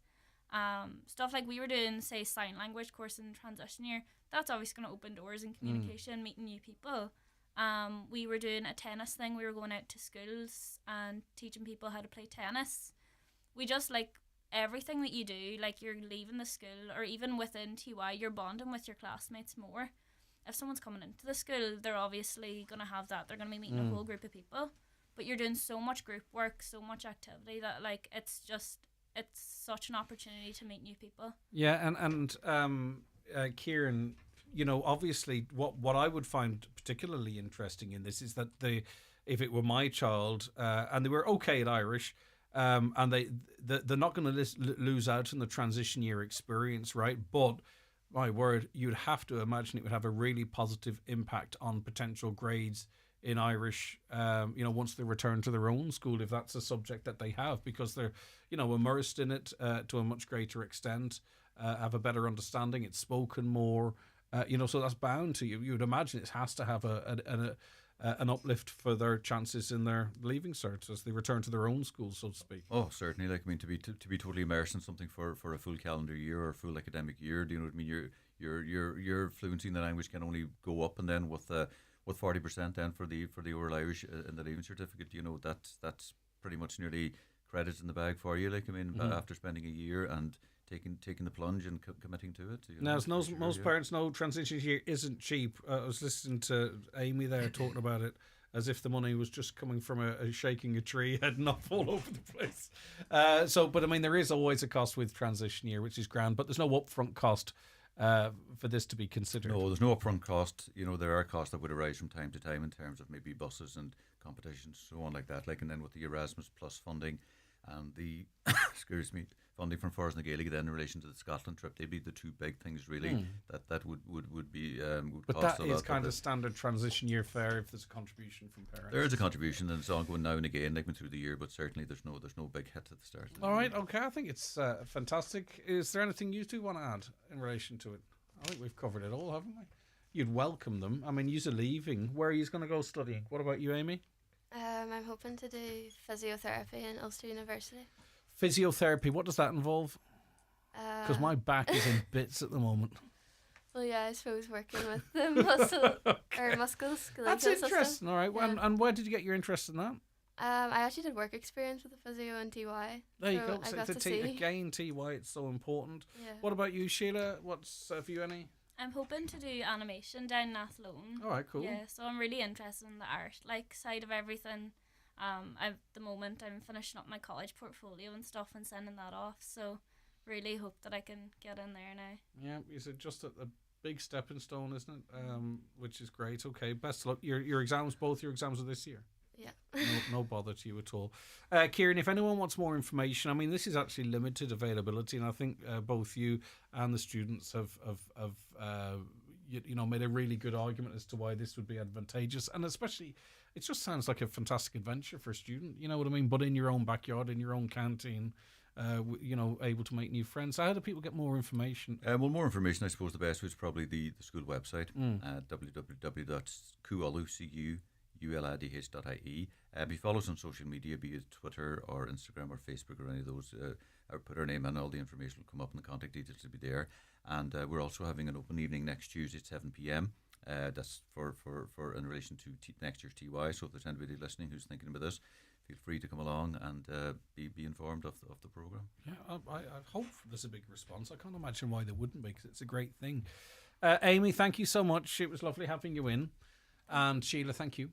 And of course, Kieran, thanks for bringing the students over and calling in yourself. Kieran, I don't want anyone leaving here thinking we've left anything on the table. Is there anything that we haven't mentioned that you think is important to get across? No, I think we got everything touched on, and just the primary schools would be something else. Like that's it. Just reiterate that's an important thing, because I kind of crossed over to this is about you asking yourself as a parent guardian if my child went to an English-speaking primary school, can they go to Garmascoil Kuulu?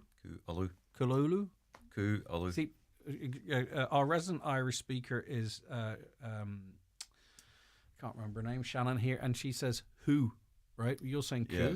Yes. Oh, Kuulu would be, but because the Garmascoil comes in front of it, it would put a H on the following word then. Right. So it would be Garmascoil Huulu would be the I think I need a year in transition year, folks. You have to join us. Okay. But anyway, it is also an option. All right, and that's information in relation to that as well. Are any reassurances or what have you, Kieran and the team? I'm sure more than happy to talk to you about numbers and attention and all that kind of stuff. All right, Kieran, McCrory, Amy and Sheila, thank you both very much. Thank you all very much. In fact, back with more shortly. Watch the show live now on YouTube, Facebook and at highlandradio.com. Wheelings hit record €5 per kilowatt March. In this week's Irish Farmers Journal, find out why beef prices are booming and how long it's going to last. New drainage rules trigger land market caution. Why 300 farmers were penalised in cross-compliance inspections. Farmers ordered to knock sheds built without approval. Essential advice for anyone planning to build a home in rural Ireland. And find out what contractors will charge this year for cutting, baling and wrapping silage in our contracting special. All inside this week's Irish Farmers Journal. Every Irish person knows there's nothing quite as powerful as a good cup of tea. So on May 1st this year, please join the Alzheimer's Society of Ireland's Tea Day and help provide vital care and services for those living with dementia and their families. Sign up today at teaday.ie. Getting married? Evolve Clothing at Letterkenny Retail Park is your destination. Book today for expert advice, a private wedding room and great value. Make your wedding day unforgettable with Evolve Clothing. Shop Homeland's March Mega Deals. Dulux Soft Sheen or Vinyl Matte, Pure Brilliant White 10 litre, buy 2 for €75. Foxfield Gold ton bag of decorative stone, now $79.99, save €20. Offers end March 23rd. Visit your local Homeland or homeland.ie. Nationwide delivery available. If you need an eye test, look no further than Louis Walsh Opticians. Letterkenny's longest established opticians are delighted to welcome patients new and old to their state-of-the-art practice in the Courtyard Shopping Centre. Their latest technology includes a 3D OCT retinal camera which assesses the health of your eyes in minutes. Private, medical card and PRSI patients welcome. Call 91 21000 to arrange your eye test. Louis Walsh Opticians, Letterkenny. Your vision, our focus. Joe Gallagher Entertainment presents Taylor Fever, the ultimate tribute to the sensational Taylor Swift, is making its way to the Mount Errigal Hotel, Letterkenny on Sunday the 18th of May. Hear iconic hits such as Ready For It, Shake It Off, Cruel Summer, Karma and many more. Tickets on sale from hotel reception and ticketmaster.ie. Mr. Blue Sky, please tell us why. The Euro Millions jackpot is an estimated €200 million. Play responsibly, in-store, in-app or at lottery.ie. The National Lottery. It could be you. Fingers crossed. Okay, Christina O'Donnell is part of the Social Inclusion Office with Donegal County Council and is in with us. How are you getting on, Christina? Good. How is everybody? I am good, and I can reliably say my listeners are great as well. Social Inclusion Week runs from tomorrow week into April, the 5th of April. So what is social inclusion? When we talk about social inclusion, because, you know, we kind of use a lot of these words, and for most people, they probably make perfect sense. But what can we define what social inclusion actually is? Well, I suppose it's not an easy one to define.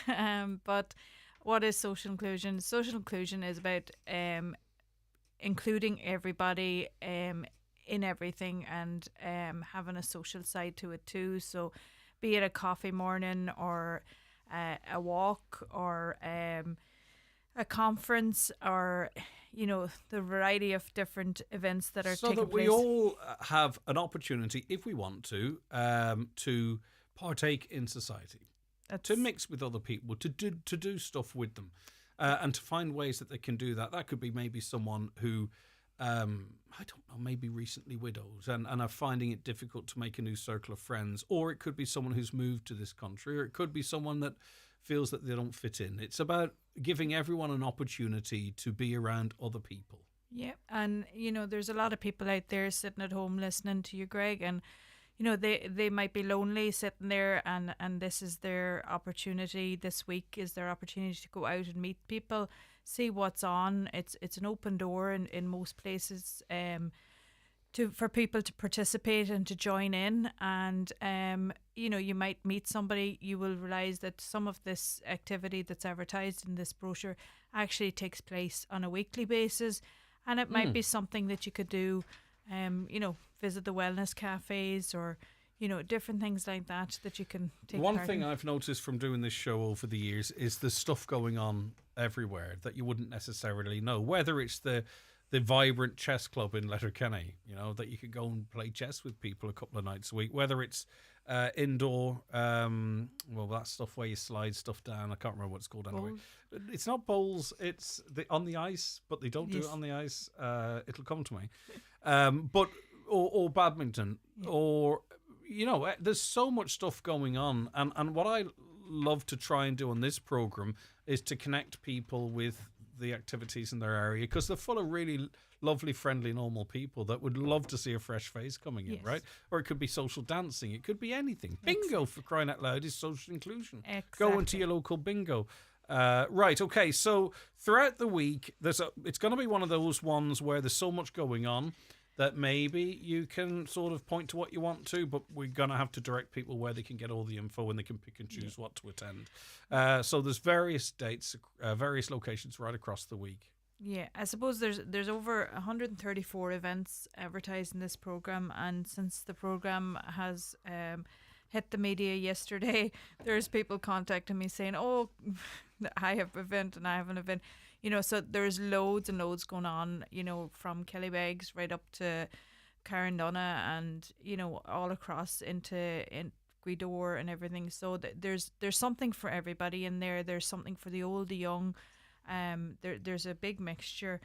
I suppose things we want to highlight. Fly a Kite for Diversity Day is a large project undertaken by Donegal County Council's arts officer there, and he's teamed up with the family resource centres across the county, and that's spreading this across the county. And so it's going to get young people and schools involved, and there's going to be a conversation about diversity and inclusion among them.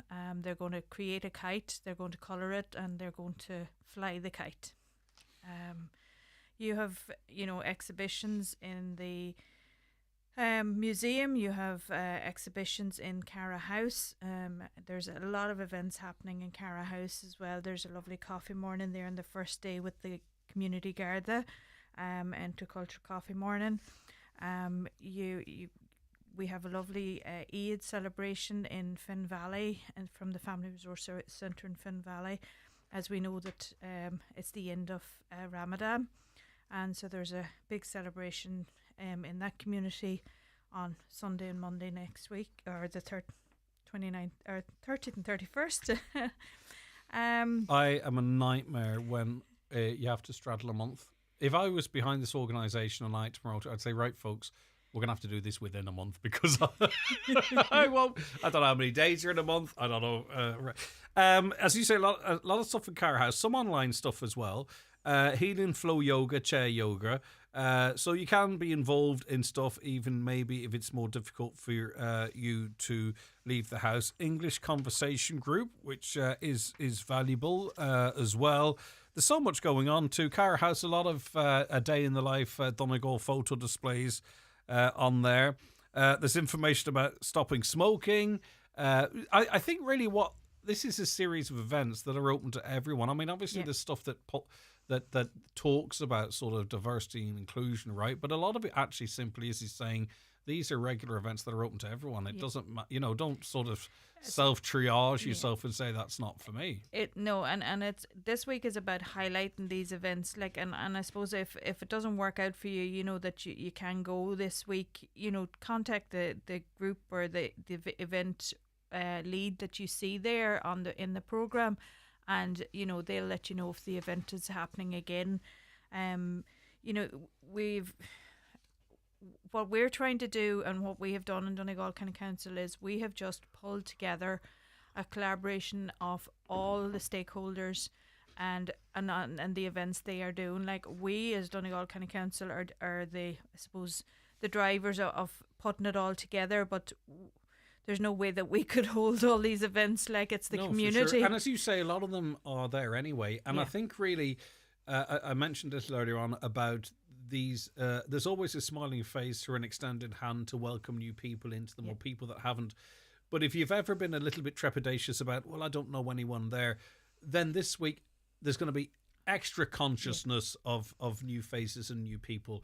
To start a new friends group, a new social interest, something to do with your toddlers in an area, lots and lots of different stuff. This is certainly the week from Friday week to go in and have a taster and see if it's for you in your local area, because there's something close to pretty much everyone as far as I can see, because this is an incredibly extensive programme list of events. I think it's the biggest programme we've had to date with social inclusion. I've been working on it a number of years now, and it's definitely the most events that we have ever had.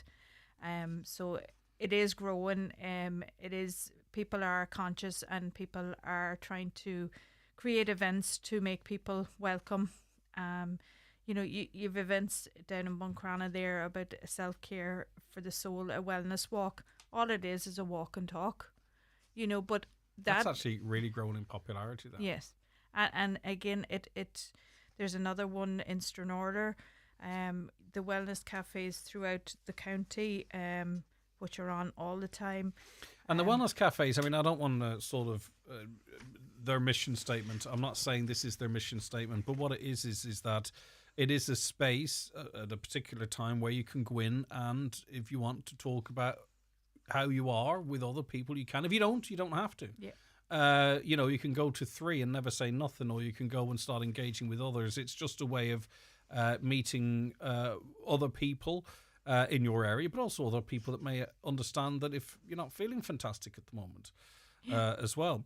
And they're all over the place now. They've really grown in popularity. Dunlow, Letterkenny, of course, Inishowen and elsewhere. So when you throw in stuff like, alcohol in the brain, information events like that, or smoking cessation, as we mentioned, where's the inclusiveness of that? Is that just this is an event, it's being run and it's open to everyone? It's as simple as that, rather than having a particular dialogue? I suppose, Greg, everybody is affected by alcoholism as well. Inclusion is what inclusion means. It's good. They're holding a coffee morning up in the alcohol forum for you to go up and join and talk it out, or it might be your first time going to something like that, or it may you might be a regular. There's most families are touched by alcohol in some way, and it doesn't have to be really bad alcohol. It's not just alcohol either. It could be drugs. So you know what I mean. It's just to show you their support. And find out what is the state of play in my life. Is it a problem? Is it not a problem? Mm-hmm. Is there? People will know that themselves. Right. So listen. How do people get their hands on all of this info to plan what or to see what's happening in their areas? Christina. So the programs will be available later today. The printed programs will be available later today in the public service centres across Donegal, and the digital form of it is available everywhere. You can get it on Donegal County Council website. Highland Radio have now shared it as well. And most of the media have shared the digital program. They'll have it on their websites. Us and whoever else operates Newswise online. Yeah, no problem. That's brilliant. All right, but I think the key thing is to get involved. Don't just go and have a look at it. It's lovely and a lot of work's been put on, right? But the whole idea of this week is that you feel included in society, in social circles around our county. It's that simple, I think. Yeah. I mean, that's literally what we're asking people to do. Is there's a program, come on out now and take part in one event, at least one event. Get out of the house and go and have a cup of tea. You know what I mean? We're not asking you to talk. You don't even, you can just participate by being there. Mm-hmm. If you don't want to talk or share stories. And really what this is an opportunity is to actually mark and celebrate and promote the work that's already ongoing throughout the county, which does encourage inclusivity, that does encourage equality, and that does welcome diversity as well. A lot of that stuff's happening anyway, and this is a wonderful opportunity to platform that. It's all launched in Green on Theatre, by the way, tomorrow week at 7 p.m, and there's a brilliant cabaret taking place. It's an intercultural cabaret. I presume that's fully... That's all free and everybody's welcome. There's still availability for that? Yeah, it is in the open space downstairs. Okay, it's cool. Not in the No, theatre. that's fine, but it's still... Yeah, it's going to prove to be popular, and that's a big space, but it's not infinitely big.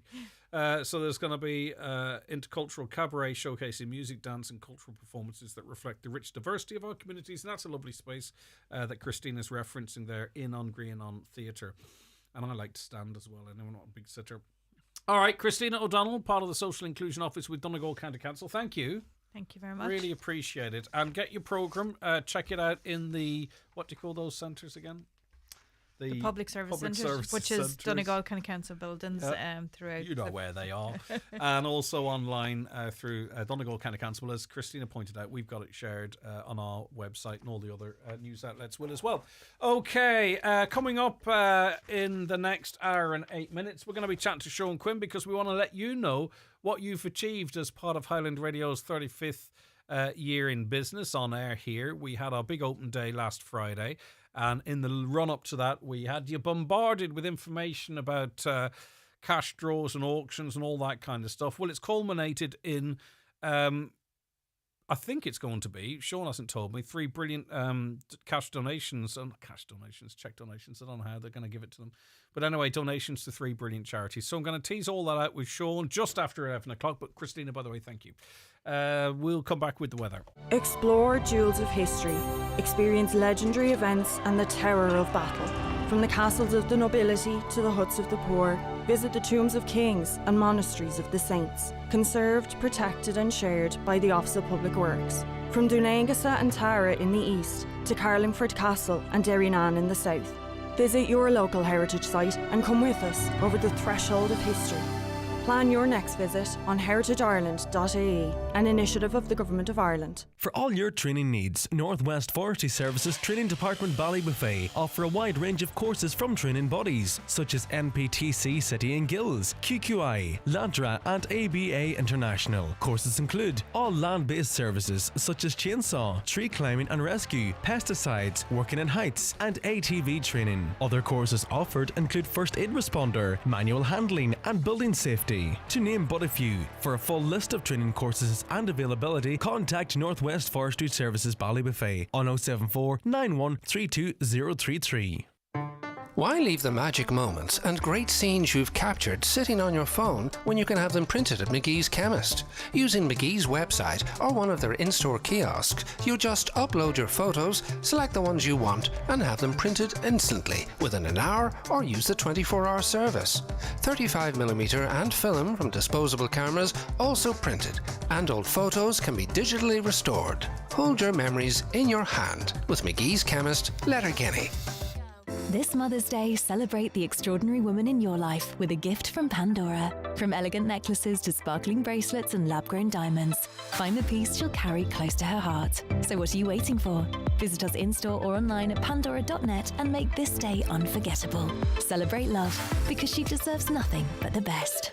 Are you on the hunt for a reliable car that offers exceptional value for money? At iMotors, we have a huge range of 2024 nearly new Nissan models available. Whether it's petrol, hybrid or fully electric, Nissan has a 2024 model that suits your lifestyle. All our nearly new Nissans come with low mileage and are prepared by our expert team. Visit us today at imotors.ie to find out more. iMotors, fearless generation.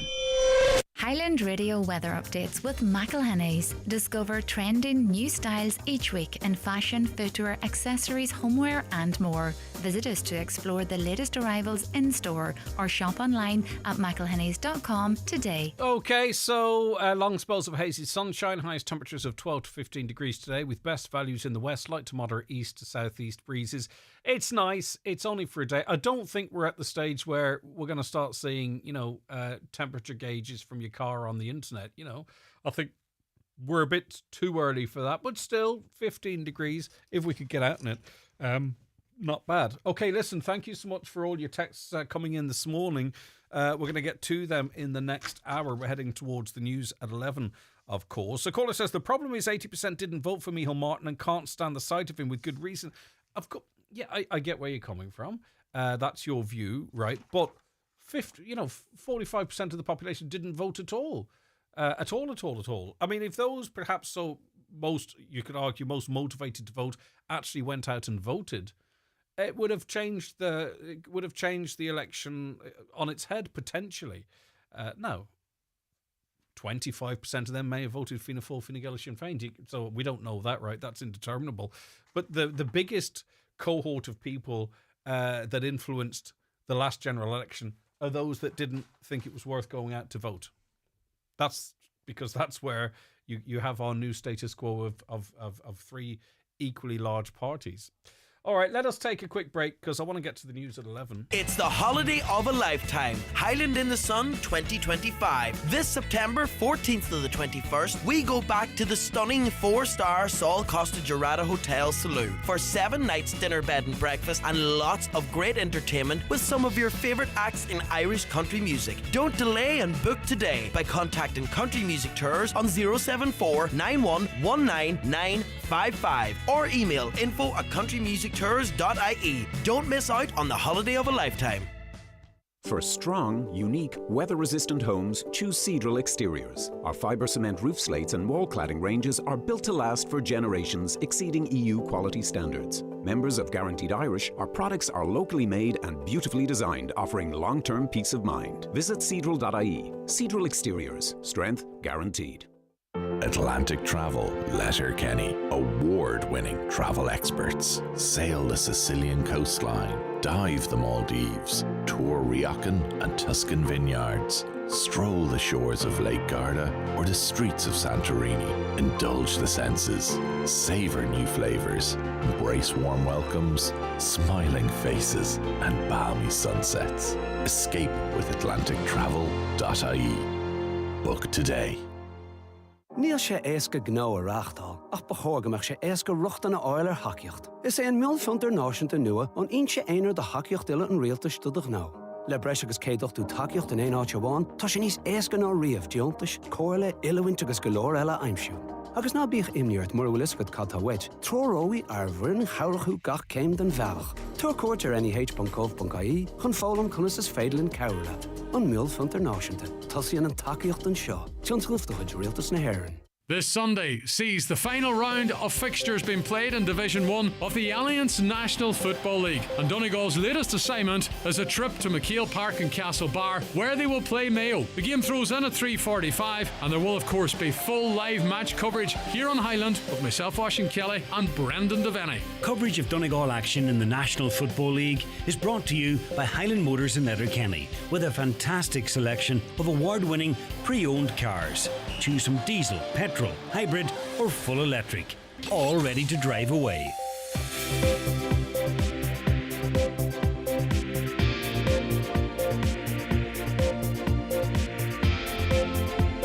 With all the stories that matter across the Northwest, it's Greg Hughes on the 9 to Noon Show on Highland Radio. Okay, 11 o'clock on the button. Let's get a news update, and we welcome back into studio Donna Marie Doherty. Thanks, Greg. Good morning. Over 1 in 5 commercial units across Sligo and Donegal are lying vacant, according to a new study.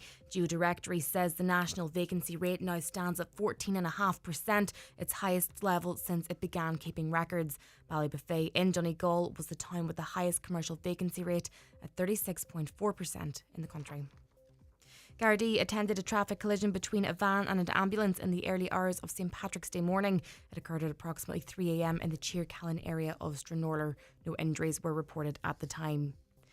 The United Nations has confirmed another 5 members of its relief agency have been killed in Israeli airstrikes in Gaza. It brings the total number of staff killed to 284, including teachers and doctors. UNRWA says it fears the worst is yet to come. Palestinian authorities say more than 400 people have died in attacks since Tuesday, when a ceasefire effectively broke down. The Housing Minister has admitted policing the rules around short-term lettings is proving difficult. James Brown says his department is looking at ways to clamp down on people flouting the rules on platforms like Airbnb. People can currently let out a property for up to 90 days a year without requiring planning permission, but the minister admits the limit is being breached. Criticism is mounting over Housing Commission report from last May, with claims that it fails to properly address the defective concrete block crisis. Donegal Deputy Charles Ward pointed out that the 250-page report only mentions the crisis in a single line. He argued this contradicts the government's claims of implementing a major housing redress scheme and suggests a lack of commitment to resolving the issue. And finally, the Union of Students in Ireland is calling on the government to honour its commitments to reducing college fees. The group says politicians need to increase public funding for higher education and provide immediate clarity on the future of the fee structures. Recent budgets saw one-off €1,000 cuts to contribution fees, but it's been hinted that won't happen anymore. That's all for now from Highland Radio News. Back again at 12 noon. Don't threaten us. Oh, right. No, that's a positive thing. You'll be back at 12. All right. Thanks very much, Donna Marie. Okay, loads coming up in the next hour. Stay there. This is a short break.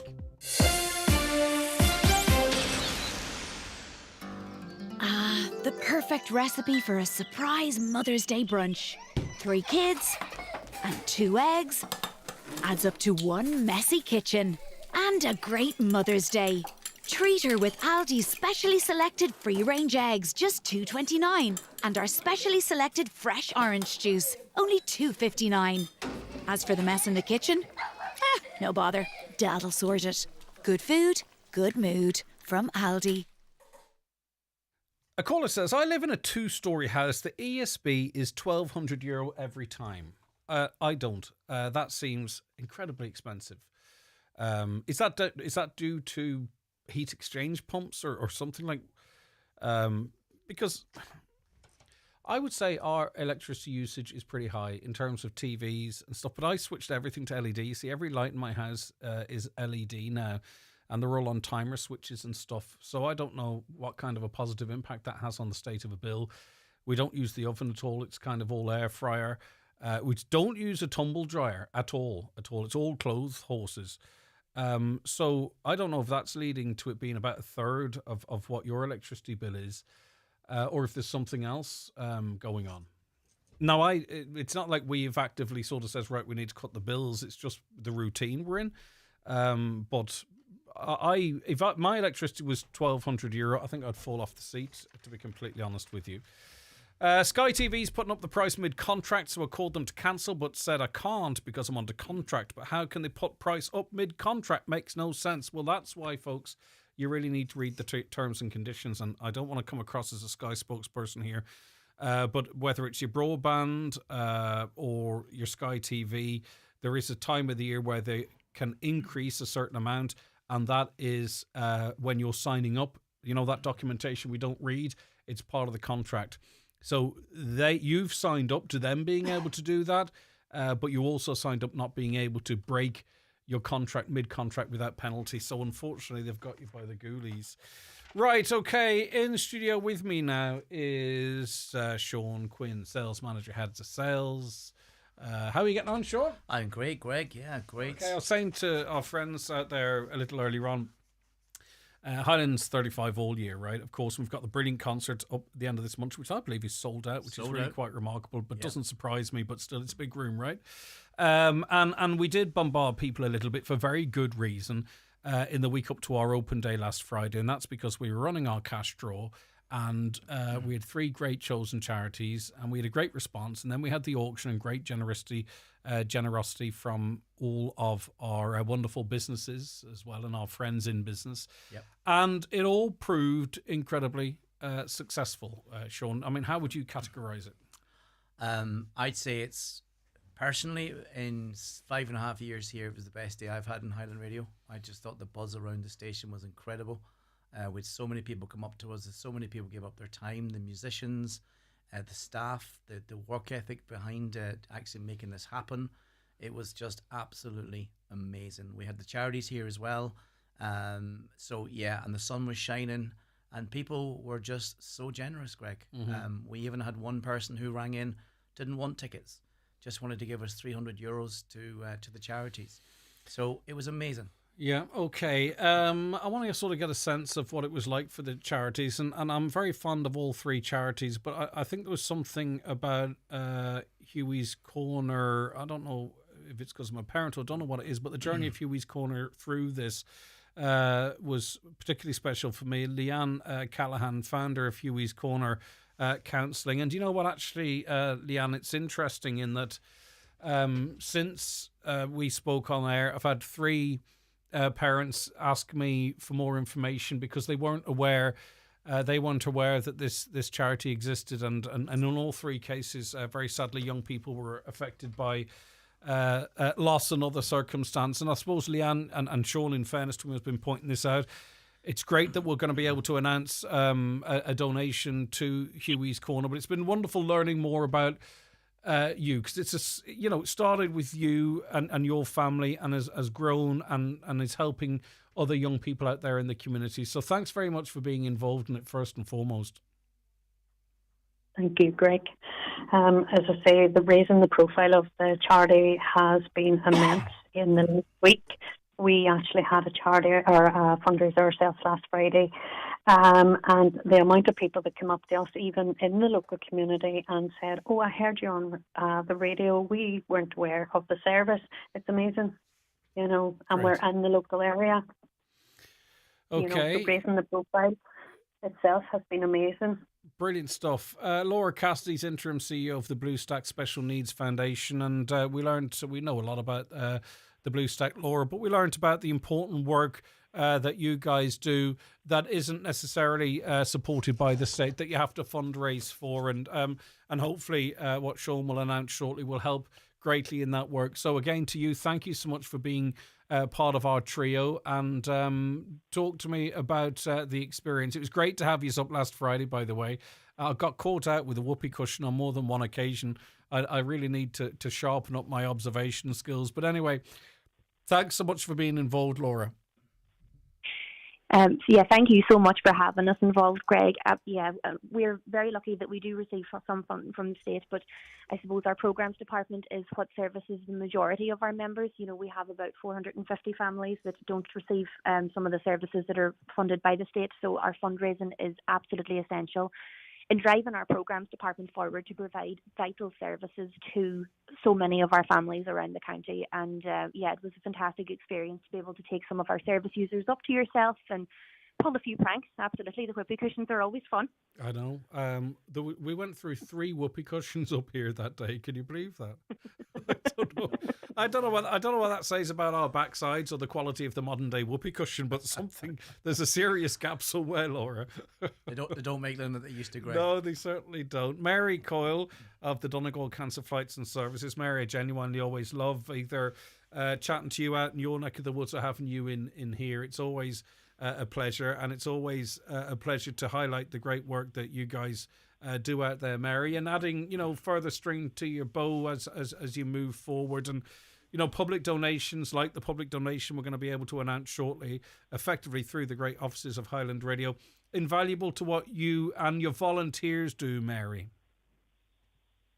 Absolutely, Greg, and we are so grateful, and also like the other charities, just the awareness, creating awareness of what we do is absolutely fabulous. We are not state funded either, so we fundraise all the time, and there are people out there that fundraise for us, and it's just such a busy service. Mm-hmm. And it really is a community service, and it's the community that helps us do what we do. So we are very grateful to Highland Radio, and this will be a great help to our charity. Brilliant. And we didn't bring you on to pat us on the back either. Look, we organised it, and we're delighted to do that. But we're just maybe the face of the community, and it was the great generosity of the great public and businesses that we referenced. So, Sean, just in relation to that, we did it a little bit different this year. We brainstormed this not so long ago. It changed quite an awful lot, as things normally do, right? It did, yeah. But we come up with a system. And what is the total, or what do you want to say, or why are you even in here? You ask me that every day. Why am I here? I suppose what I wanted to do is, yes, we're going to give the total, but just before we do, we couldn't have done this without our partners as well, because we had a number of companies that came on board with us, and I'm just going to quickly mention them. Wild Atlantic Camp, Armore Ferries, Wheelhouse Pods, Kilmac Group, Nevin Maguire, the Castle Grove House, Boyce Travel, Shandon Hotel and Spa, David James, and also the Sligo Park Hotel, Harvey's Point, Letterkenny Chamber, and Sharon's Hair and Beauty. So they all donated prizes for the auction, which was brilliant because there was no cost to us.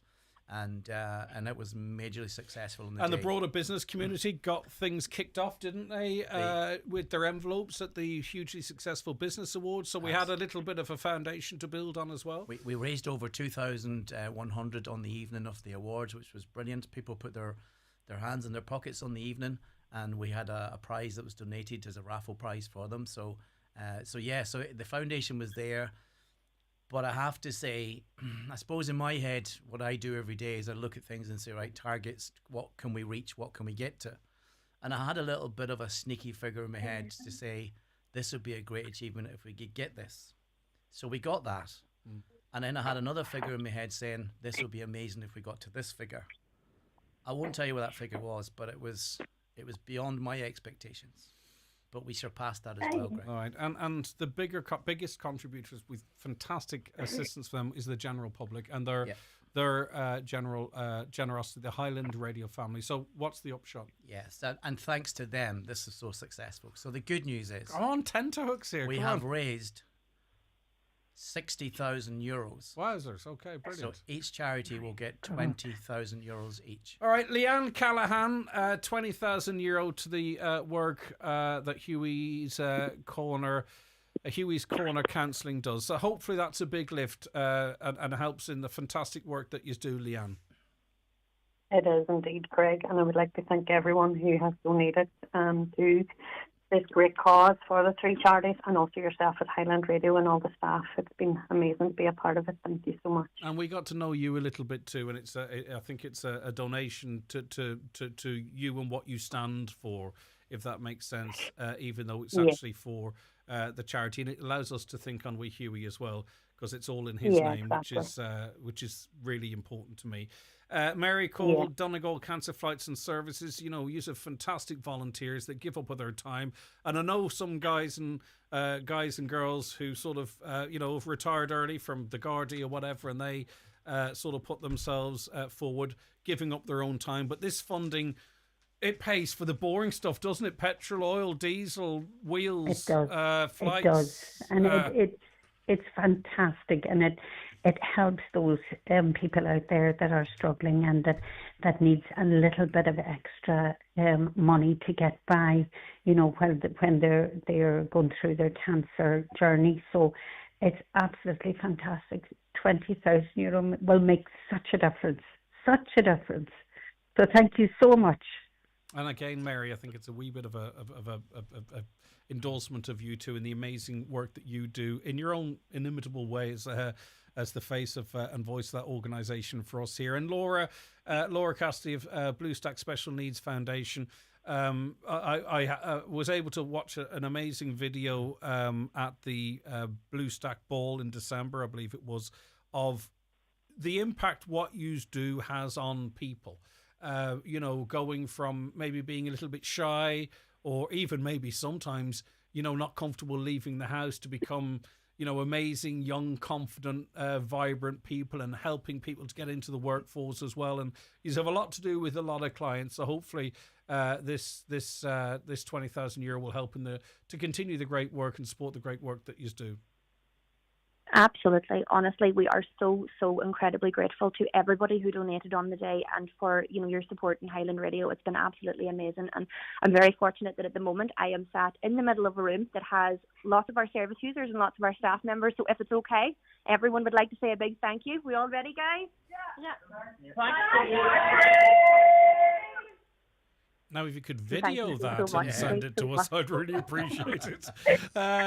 Laura, listen, thanks very much indeed. It's been great to get to know you a little bit as well. Thanks so much, Laura. And you too. Thank you so much, Laura everyone. Cassidy, bye-bye. Mary Cole, Donegal Cancer Flights and Services. Thank you Always so a much. pleasure. Thank See you you to soon. everybody. I'm sure we'll cross paths. And Leanne Callaghan, don't be a stranger. Stay in touch with us if there's any info or any help we can give to the work that you do. Leanne, thanks so much. Okay, Greg, much appreciated. Best wishes to you and all of your family. August Sinead, in terms of the that part of our 35th birthday celebrations, we have our concert coming up now soon. Which is fantastic. Sold out, as you said. Sold out. Yep. And there was a huge uptake on the packages, which is fantastic. I know the Mount Errigal put a certain amount of rooms. There's a few people are going to have a great night because there's dozens of them, which I think is great. Is there anything else happening? Or is that it? We actually what had else to. Is coming up? We had to put extra rooms on, which was probably the first time. And why not? Great. Because I've really embraced this crack of, you don't have to even leave the county to feel like you've had a night out. I was chatting to Eddie from Duds and Suds, who's a lovely fella, and I don't want to. But anyway, he's not from far from here, but he spent the night in the Carragart Hotel, and that's the kind of stuff I'd love to do. You know, get up, you have your breakfast, mate, and you're home in 5. Sorry, Eddie, if I've blown your cover, but that's fine. You weren't supposed to be there. No, he was okay. not. He was there with his beautiful family. I'm a big fan of that kind of stuff as well. So that's why I can understand it's so popular. Is that it? Is there anything else exciting happening? We have, I mean, and there's a John Breslin show's well worth listening to this afternoon. There will be in about. I'll be jumping in a car now very shortly. We're going to Foy's in Ballybofey, so we've a big launch there today. So tune in for more information. It's going to be good. It's our draw, which is always really popular. It's absolutely fantastic. We'll not spoil it too much, but anyway, tune in to John's. It'll be especially if you're looking around the house right now and you're going, you know what, this place could do with a little spring clean. Really? Would it help? I don't know. I think not you. I'm in the mind of a listener. At home, looking around. Sorry, the house. Greg. Sorry, I thought you were talking about here. No, this is. God, this studio looks class. We could get rid of that sign. Yeah, a new sign there. We'll sort that. Okay. But no, right. Listen, just the last thing I want to say is thank you to all the staff, because the effort that was put in last Friday was amazing. There was people here from 7 o'clock in the morning right through Tell to me about it. 8:30 in the evening. What a day! I'll exclude you from that 8:30 in the evening. I was here till 3 o'clock. That was quite good.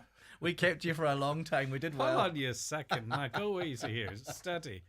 Yeah, there were some people, and I was watching some of the later videos wondering, wow, that's some commitment. But listen, I was still doing other stuff.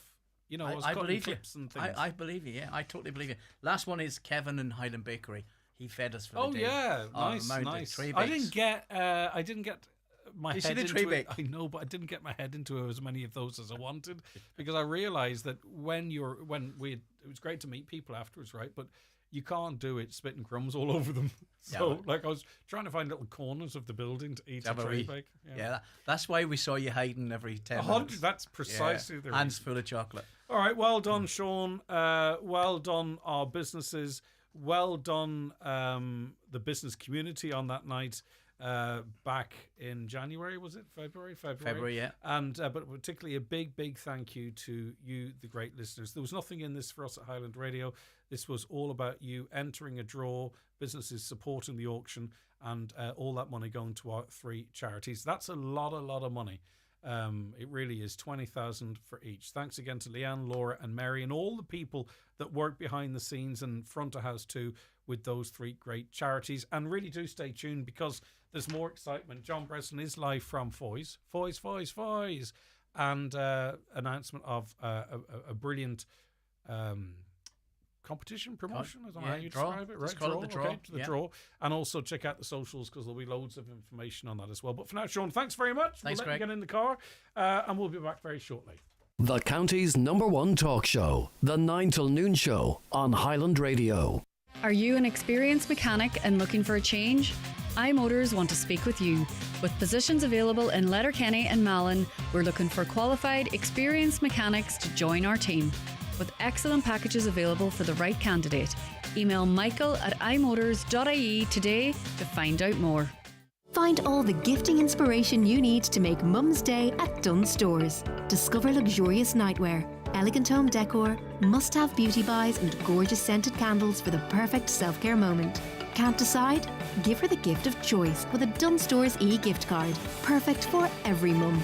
Buy and send an e-gift card in seconds, or schedule it to arrive in her inbox on Mother's Day, Sunday the 30th of March. Shop in-store or online now. Dunnes Stores. Always better value. Terms and conditions apply. Join us at the Villa Rose Hotel Ballybofey on March 29th for The Legend of Luke Kelly, featuring Chris Kavanagh. Experience a heartfelt tribute to an iconic Irish legend. Relive the timeless music and nostalgia. Tickets €25. Book online at villarose.ie. Your favorite playlist. A long open road trip. Great on their own, but combined, a perfect complement to one another. Just like Audi hybrid models. One part epic efficient electric power, the other legendary Audi engine performance. This is a pairing that's all in one, twice as good. This is Audi. Vorsprung durch Technik. Hoka, the brand that has changed running shoes at Brian McCormick Sports. The ultra-cushioned game changer, Bondi 9, will give you a soft and bouncy transition from heel to toe. Enjoy the increased stack height with a new premium midsole. Look the part, play the part. In-store and online. Click on bmcsports.ie. Highland Radio Time Checks brought to you by AirGrid, the operator and developer of Ireland's electricity grid. AirGrid, powering up communities, powering up Ireland. The time is It is 11:22, and I welcome onto the show now Siobhan Cronin, who's the editor of the Southern Star newspaper. Siobhan, thank you so much for your time this morning. Good morning to you.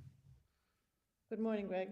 Right, now, the Bishop of Derry, Dr. Donal McKeown, has expressed his concern about the safeguarding practices and policies of SSPX Resistance Ireland. It's a new religious group operating in the Derry diocese. It is pronounced SSPX or rated that way, is it? And what is SSPX Resistance Ireland, Siobhan?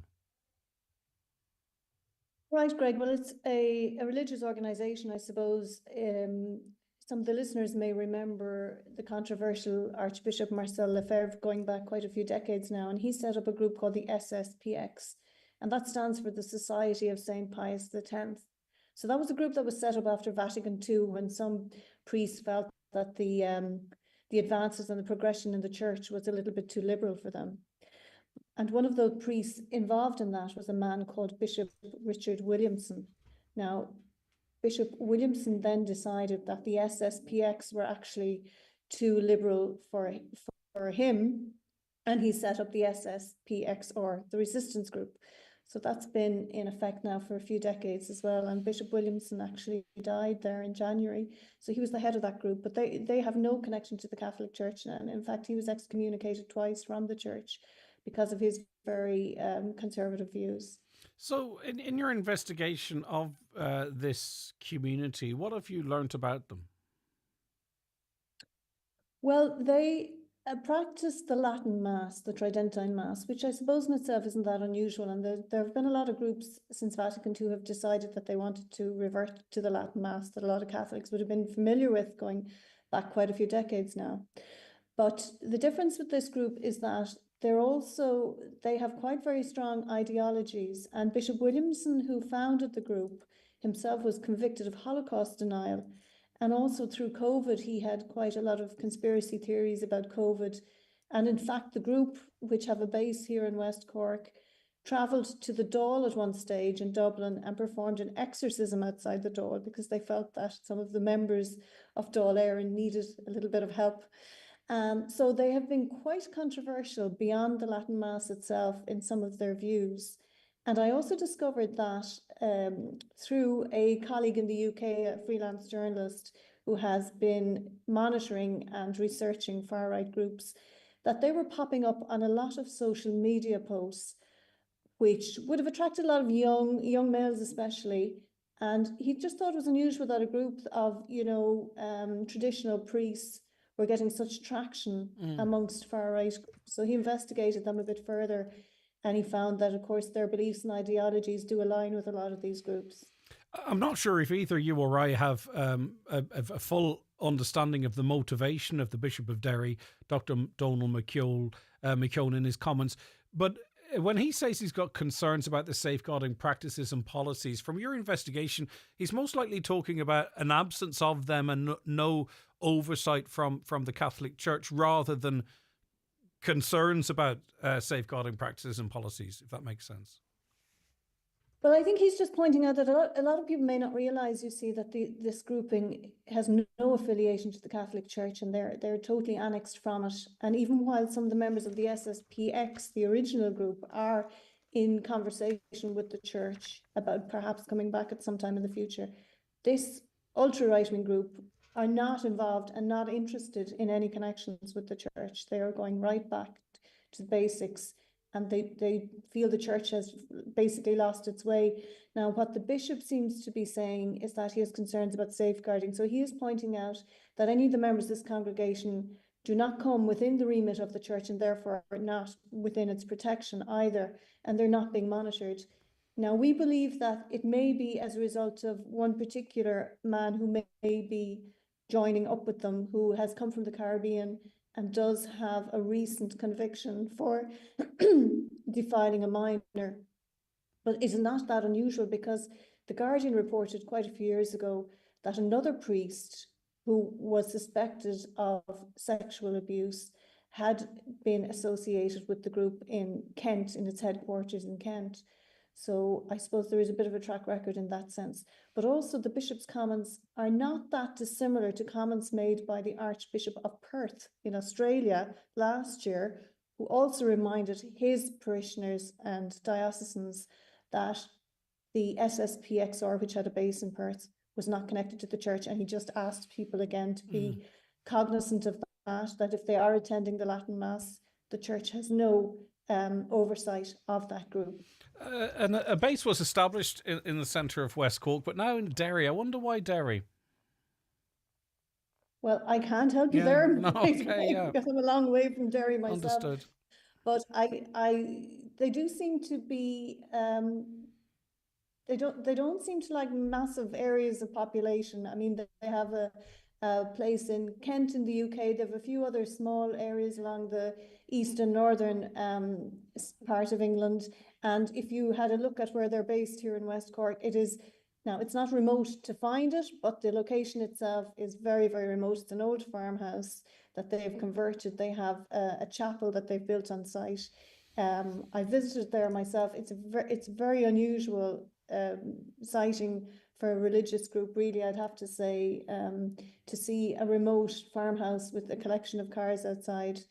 It is very, very unusual. So I think they don't really like to be in the centre of attention, basically, and they don't like to be in the public eye, and they don't like to be very accessible. I'm not sure. I suppose one thing they do have in West Cork and a lot of the other locations, they're within access to an international airport. So I think they do like to be able to get in and out of the country because they do a lot of travelling, it seems, with other groups around the world. And I mean, as you mentioned, and you can understand why they've been moving into the online space, I suppose just as, you know, the strong left and right, and you can certainly appeal or even monetize the right, and ultra-conservatism seems to be very popular or getting more popular too in certain spaces. But can we only speculate as to what's the end goal here of the, particularly of the sort of the resilience element of this? What are they? What have we been able to establish, or do they have a mission statement? What do they want to achieve?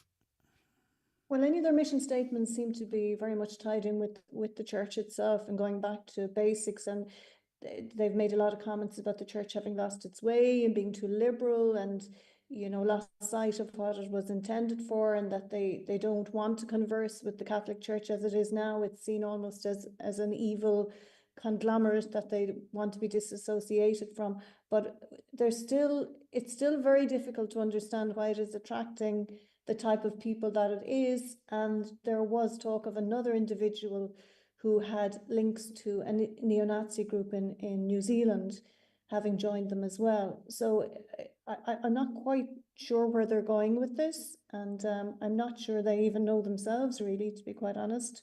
But it is it's quite unsavoury. And what's more concerning is that certainly for us in West Cork, there hasn't really been that much attention on them by the authorities, and even our own diocese has not really commented on them, apart from the fact to make a statement to say they're not connected with them. Okay, listen, thank you so much for your insight, Siobhan. It's been greatly appreciated, and it was lovely speaking to you. Take care. Thank you, Greg. Okay, that was Siobhan Cronin, editor of the Southern Star newspaper. And I mean, like, I have spoken to Catholics in the past, and indeed priests that are sort of maybe just operating a little bit outside the Catholic Church, or would be seen as sort of firebrands. That they would be of the view that maybe the church needs to be a smaller organisation that cedes less ground to modern society. We asked the bishop to join us. Unfortunately, he said that he's issued a statement and is leaving it there. And I can kind of get that. There's no probably any benefit in he going beyond the scope of that statement. The group themselves haven't responded. I don't even really know what I'd ask. I'd be very interested in the conversation to tease it out. What are they out? What do they do? What do they hope to achieve? Maybe you are a supporter of theirs. Maybe you've attended their masses in Gallia or elsewhere for that matter. 086 60 25,000 is our WhatsApp and text number.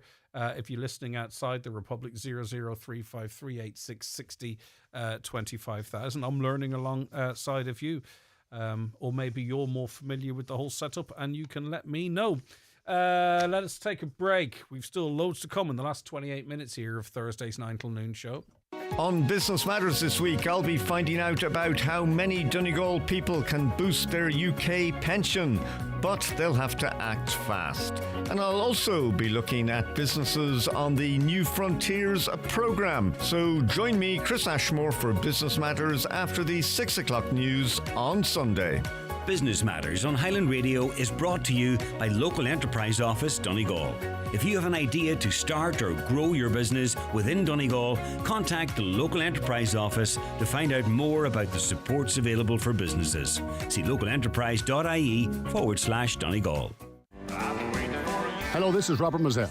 Myself and the band are celebrating 25 years on the road. We're coming to the Alley Theatre on the 4th of April to celebrate our 25th anniversary. If you'd like some tickets, go to alleytheatre.com. Come and hear some of the old songs you love and some of the new ones as well. That's the alleytheatre.com. The 4th of April. We'll see you there.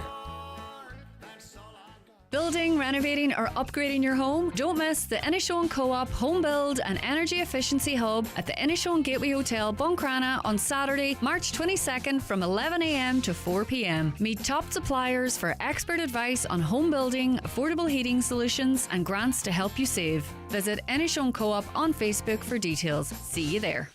Who's watching your home while you're asleep, at work, or on holiday? With the Sheridan Security Alarm System, you can be assured of round-the-clock monitoring. Our central monitoring station is on duty 24 hours a day, 365 days a year, monitoring homes and businesses in the northwest for intruder, fire, panic, and medical signals, giving you the peace of mind you deserve. Sheridan Security Systems, Bonagee, Letterkenny, protecting what you value most. Call us for a free quotation on 9126. 025. Thousands of stroke patients are losing out on specialist care. Up to 2,000 patients who suffered a stroke over the course of a year were not treated in a dedicated unit, which can reduce the risk of death, disability, or having to go into a nursing home. This is a new audit. Professor John Harbison is clinical lead for the Irish National Audit of Stroke. And Professor, good morning to you. Thanks for your time. Thanks for having me on. No, it's great, and thanks for accepting the invite. So this covers 2023. So what does this mean? I suppose break it down for us. We do the audit every year. It's been going since 2012, and we look at performance of hospitals, and it's a really good and really important thing to maintain quality. So we collect data on every patient with a stroke who comes in to any of 24 hospitals, and there are 24 hospitals that bring at least 25 stroke patients in a year. Strokes occur in every hospital, and there's about 50 hospitals around the country, but we collect on those 24. And all those 24 hospitals have stroke units, including Letterkenny. And then we look at quality measures and see how they're doing. Now, stroke units are important. Stroke units give organised care. If you end up have a stroke and you end up in a stroke unit, then for every 15 people who go into stroke unit, there'll be one extra person who will end up not dead or not disabled because they've gone into the stroke unit. So it's a potent use. And what happens there is they get structured nursing, they look for complications, they look for causes, they make sure this person doesn't get nutritional issues, they make sure they don't get pressure sores. So it's a very important place to go if they've had a stroke. Now, what we've been doing is looking, the target is to get 90%. We always realize there are some people who won't go to a stroke unit. So for instance, if you've got somebody who's critically ill and they know they need to go to intensive care, that may be an appropriate place, better place for them to go than to a stroke unit. But majority of people should go to a stroke unit, and the target has been set at 90. We've never really achieved that. That 70% we're getting has been part of the pattern for the last 10 years or so, actually gradually increasing.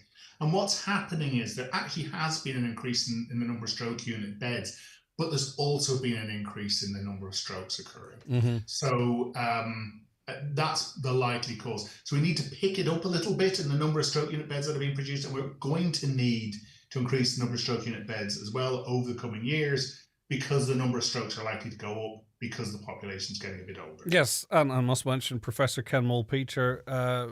I think without his efforts, we wouldn't have the recently established dedicated stroke unit in Letterkenny University Hospital. Ken put a huge amount of work into that, and the struggles he had trying to get that open, finally got it open, and actually it's working really well. I mean, in terms of how you're doing in Letterkenny compared to other places, more people get into the unit in Letterkenny than average. You know, about 77% of the stroke patients get in there in time. They've got a good thrombolysis rate, which is a clot busting therapy that it's just a bit above average, about 11%, which is good given the geography of Donegal, because it still takes people a bit more time to get in. And we know from other places where, around the country where there's a big, there's a big area they're covering. Of course, it takes longer for some people to get in because of that. I'm in James's, so I can see the entire catchment of my hospital from the roof. It's much more challenging if you're in Letterkenny. How do we improve this? Is it more beds? Because we can look to our nearest neighbours, can't we, in UK, and make a sort of a very close to direct comparison. Is it about having more bed availability? So if someone presents with the symptoms of a stroke, there's a bed for them in the unit, in their local hospital? That's part of it. But a unit, I'd like to think about stroke unit is more than just the beds in a stroke unit. I would say think about more like a police unit. It's as much the people. So it's to have a unit, it's not just what we always say, a discrete area defined words, or a place which is dedicated for stroke. You also need the specialists. You need the trained nursing staff, you need the consultants, you need the junior doctors, you need the therapists there. So there is a group of people that come together and form the unit. It's where you do it, but it's also what you do. Of the 3 in 10, the 30% that aren't admitted to a dedicated unit, I mean, obviously they are still treated for their stroke, I would imagine. What is and maybe you actually referenced this a little earlier on, Professor, what is the can we compare the outcomes from that between the 30% and the 70%? Yeah, we know from data that if you end up, as I said, in a stroke unit, you do better. That's the extra one, right? Okay. Yeah, you're less likely to end up dead. You're less likely to end up disabled. Now, we have actually recently, it's not in the report, but one of the principles we have in all the national audits, NOCA, is we take the data, we make it available. It's there. It's open to request. We have the national reporting table, so every single hospital, every outcome, every hospital is published. It's on the website. You can look at it. The only thing we don't do is when there's low numbers, we don't declare those. If there's under 5 in a group, we don't declare those. It's common practice across the health service. So you can't identify individuals. Yeah. However, what we've looked at subsequently, we've gone back 5 years, and we've looked at the people who didn't get into the stroke unit and said, who are these people? And there seems to be a few patterns with it. It seems to be actually younger people in large things, and it seems people who are in for a short length of time. So essentially what happens is they've got a mild stroke and they're discharged before they ever make it to the stroke unit because there's a delay getting in, and that suggests a shortage of beds. The other people who don't seem to get in across the country are people with very, very severe strokes, where the team has seen and they thought, well, actually, this person looks like they're going to die. Now, we try not to prognosticate too early with stroke patients because people do very well, and we tend not to make any decisions for 2 or 3 days if we possibly can. But there's some people who just had an absolutely massive That's stroke. a medical decision with a lot of factors taken into consideration. There's a lot of factors, but we want, if somebody's dying, that they go into a single room. And a lot of stroke units don't have them. They're open bays. Understood. So a choice may be made, actually. It's better to look after this person in a single room. And the other thing which comes up is infection control. If you don't have a single room and the person has a bug, or they might have the flu, or they might have COVID or something like that, you'll want to look after them in a single room. And a lot of the stroke units don't have single rooms. And that means the patient is listed as not going into a stroke unit. As you quite rightly pointed out, we use the word beds, right? But it's the infrastructure, the human infrastructure. It's a staff expert. So, you always just count about numbers. Exactly. So in terms of the provision of that, is that where individual hospitals need to look at their budgets and allocate more? Is it the likes of Cialta in our area that needs to say, right, we need to increase funding, or is it the HSE or the Minister for Health that needs to sign off on something? It's mainly a local. It's mainly the Department of Health, and probably even the HSE would say it's local. It's a matter of local prioritisation. Now, a stroke unit bed costs a little bit more than a standard. So, and I'm talking about beds here. If you think about a bed, you have to work out. There's a bed there. How many staff do So you it's need? like 4 point. Is it something like 4.5 nurses per bed or something? There's a ratio there. The ratio goes down with a stroke unit compared to a general ward. Yeah. Because people are more dependent. So you need to actually have slightly more nurses on a stroke unit for that. So they have to work out the prioritization is, how many staff do we need, how many beds do we need, and also try and project what number of strokes there are going to come in the future. Plan for that. And to a certain extent, we have been doing that, because as I said, the number is 70%, but it has been 70% for a few years, and the number of strokes have definitely increased. So in the last 15 years, there's been a 30% increase in the number of strokes, roughly. And that, as I said, will go up, because the average age of stroke onset is about, in Letterkenny, it's 75. There's a lot more 75-year-olds around.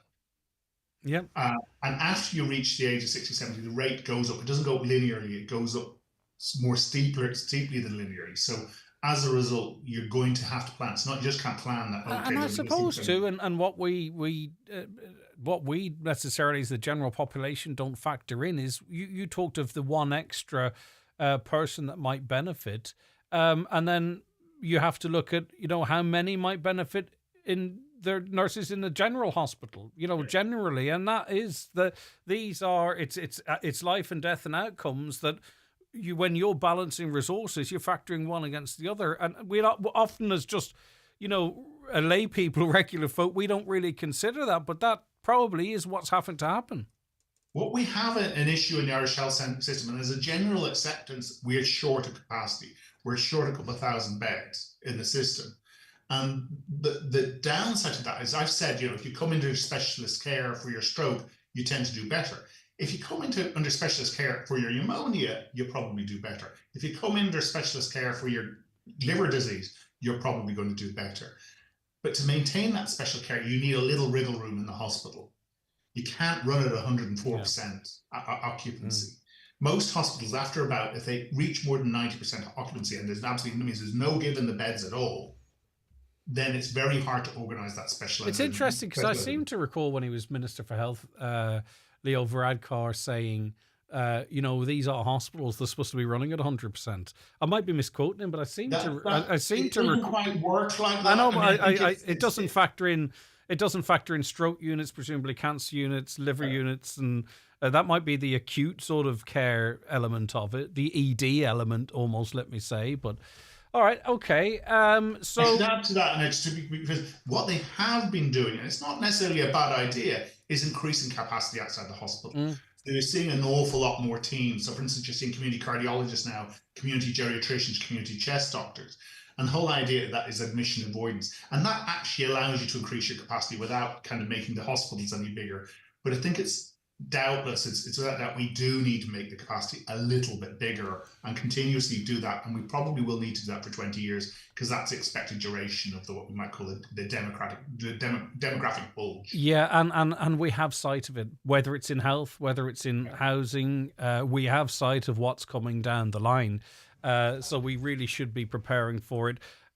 Professor Joseph Halverson, thanks so much for your time and for giving us that insight. I really do appreciate it. Not at all. Thank you for having me on. Bye-bye. Take care of yourself. And he's in his scrubs, so ready to get back to the work. He's the clinical lead for the Irish National Audit of Stroke. Interesting statistics as it relates to real human beings. Sorry, this was just handed to me, and obviously the professor's from outside the county.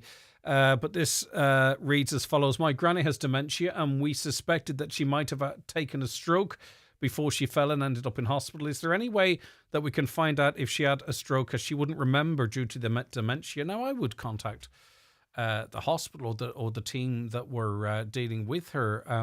I would imagine that there is a scenario whereby you would be given that information, or someone might advise you, because obviously, or even maybe her GP, would that information be passed to her GP? You imagine it would. Or was she given any medication specific to stroke? Maybe, I don't know, whatever the trigger was. Would it be blood pressure tablets? Maybe she's got low blood pressure, high blood pressure, I don't know, or aspirin, I don't know. If anyone out there has sort of had a similar situation where an older person or someone with dementia was in hospital, I would have thought the hospital would be quite forthcoming with their information to a nominated person. I don't know, pardon my ignorance, but I'm throwing it out there for our listenership to try and help. Hyundai has pulled off a bit of a masterstroke, says the Irish Times. CompleteCar.ie write about its eye-catching design and a surprisingly capacious interior. Meet the all-new, all-electric Hyundai Inster. Now available to road test at showrooms nationwide, starting from just €18,995. Are you in? Test drive the new Inster at Divers Hyundai, Canal Road, Letterkenny. A PTSB mortgage gets you moving. Whether you're buying or building your first home or your forever home, our dedicated team can help find the rate that's right for you. And with an online portal to track every stage of your application, it all comes together for a mortgage experience that's altogether more human. PTSB. Apply online today. Lending criteria, terms and conditions apply. Over 18s only. Security and insurance is required. Permanent TSB PLC trading as PTSB is regulated by the Central Bank of Ireland. I've just had the Eclipse Cinemas experience. Wow, they truly have taken a night at the movies to a whole new level. Amazing recliner chairs, director's lounge VIP rooms, pizza and hot food served to your seat. Have a glass of wine and enjoy the film on the big screen. Try it for yourself at Eclipse Cinemas Bundoran and Lifford Strabane, where the stars shine brighter. By the way, the pizzas are amazing. You can book your seat anytime at eclipsecinemas.ie. Keeling's blueberries are available now. Let the fun begin. Pick up a punnet of Keeling's blueberries in store today. Tasty, juicy, feel-good fruit. Love that Keeling's feeling. Highland Radio weather updates with McElhenney's. Discover trending new styles each week in fashion, footwear, accessories, homeware and more. Visit us to explore the latest arrivals in store or shop online at mcelhenneys.com today. All right, you're very welcome back to the programme. Folks, send in your meter readings, says a listener. Folks, send in your meter readings. Like me, never an issue. I don't have a smart reader. I didn't go for one when they were out a few years ago, but I always read my meter. Thank you very much indeed. Hi, regarding the electricity bills, we recently changed from a posted paper bill to an emailed statement and set up a direct debit and saved 30%. If you're still getting bills posted out and paying over the phone or in the post office, etc., then your bills are charged 30% more. So if you can switch to paperless and direct debit, this is with Electric Ireland. Speaking of cheap electric cars, there's a new electric from BYD that's looking about 15k new with 325 kilometre charge range coming to a European market next month. A caller says, I've been trying to get an appointment in our local doctor's surgery for the past 2 weeks, and they're telling me that they are booked out. At 9:10, they say that they're fully booked. I know a lot of people are saying the same thing. Does anyone know why they're so busy? Are their doctors off sick? This is in the Buncrana area, I believe, and it seems dependent on where you are in the country or in the county, I beg your pardon. Your experience in accessing GP services can be different. Good morning, Greg. We heard for years they were going to tax profits of the electricity companies, but they didn't mind impoverishing the people. We need a year of no bills with the profits they've made. They don't need it anymore. Well, it's a toughie, and this is, again, to use that phrase, the square that needs to be circled. The ESB is the company that's responsible for the country's infrastructure. They say that for every €1 of profit, that they're investing 3 million. They're borrowing and leveraging against their profit to increase infrastructure. We all believe, don't we, that infrastructure needs to be improved, but then we don't want to pay bills that are 52% above the European average. I can't figure the way forward. That's why I would rely on sort of elected politicians to come up with an actual proper proposal as to, what you do next. The caller says the real question is how much of the so-called renewables claimed to be on the grid is imported from the UK, including nuclear. Right, okay, decent question. Right, now, Emma Gova is the wee Donegal mammy. Good morning to you, Emma. How are you getting on? Good morning, Greg. How are you? I saw something about this on Twitter. Stephen Nolan, he was thrown out of a cafe in East Belfast on Tuesday morning. He confronted the owner about his comments on social media targeting obese people using mobility scooters. The content was posted to the Facebook and Instagram accounts of East Belfast Eatery Belfast Breakfast Baps on Sunday. Right, you saw this post on socials as well. What's your reaction to it? But I actually saw it on the I wasn't aware of it until I saw it on the Highland Radio page. There you go. Last night, so I hadn't seen it until. Look, I want to make it clear. I'm not suggesting that we say to people who are morbidly or clinically obese that it doesn't affect health, and that maybe, not even maybe, that changes do need to be made. But first of all, we don't know what has led to this. Was the person already having a disability that has led to lack of mobility, which has led to weight increase? Yeah, but obesity is a disease. I mean, but you know, that's what I wanted to say. It's generally accepted in medicine now that it's a disease the same as cancer. This person in this cafe said, if you're in one of these, if you're in one of these because you're morbidly obese, please know you're not disabled. You're fat and probably not very useful. It most definitely is your fault. You know, I mean, that business owner really needs to take a hard look at themselves and understand. Well, what I would say is this, and I'm coming up from the point of view of a parent of a child with anorexia nervosa, which is the opposite end of the scale. But my child would have been bullied for their weight. Now, my child wasn't heavy, don't get me wrong. But they would have got bullied because they weren't the atypical sporty, person that a lot of young people aspire to be. From TikTok, we see it on TikTok, the medias, things like that. This perception and projection of what the perfect body is, what's good for you and what's bad. We do a lot of talking about good food and bad food. There's no such thing as bad food. All food is good for you in moderation. And I'm saying that because a registered dietitian who works with my child who has a profound eating disorder has told us that. Eating one banana is good for you. Eating 10 bananas is bad for your potassium and go. Eating one Mars bar, no problem. Eating 10 Mars bars, bad for your blood sugars. There's no such thing as good and bad. It's all in moderation. But what I would say is this, and this is the only thing I really would say, and I'm sure I'll face backlash and I'll be called a snowflake and woke and what have you. But if you've ever been at an inpatient eating disorder unit, and I have to see my child when they were in for 111 days, my child had to learn to re-eat. And first we had to do a liquid diet so their body could accept the food, because if they were given food too fast, they would have had a cardiac arrest. Wow. My child spent time in a wheelchair because my child was so thin at that stage that there was no body fat left, so the muscles were being eaten. Their hair was falling out, their teeth were falling out.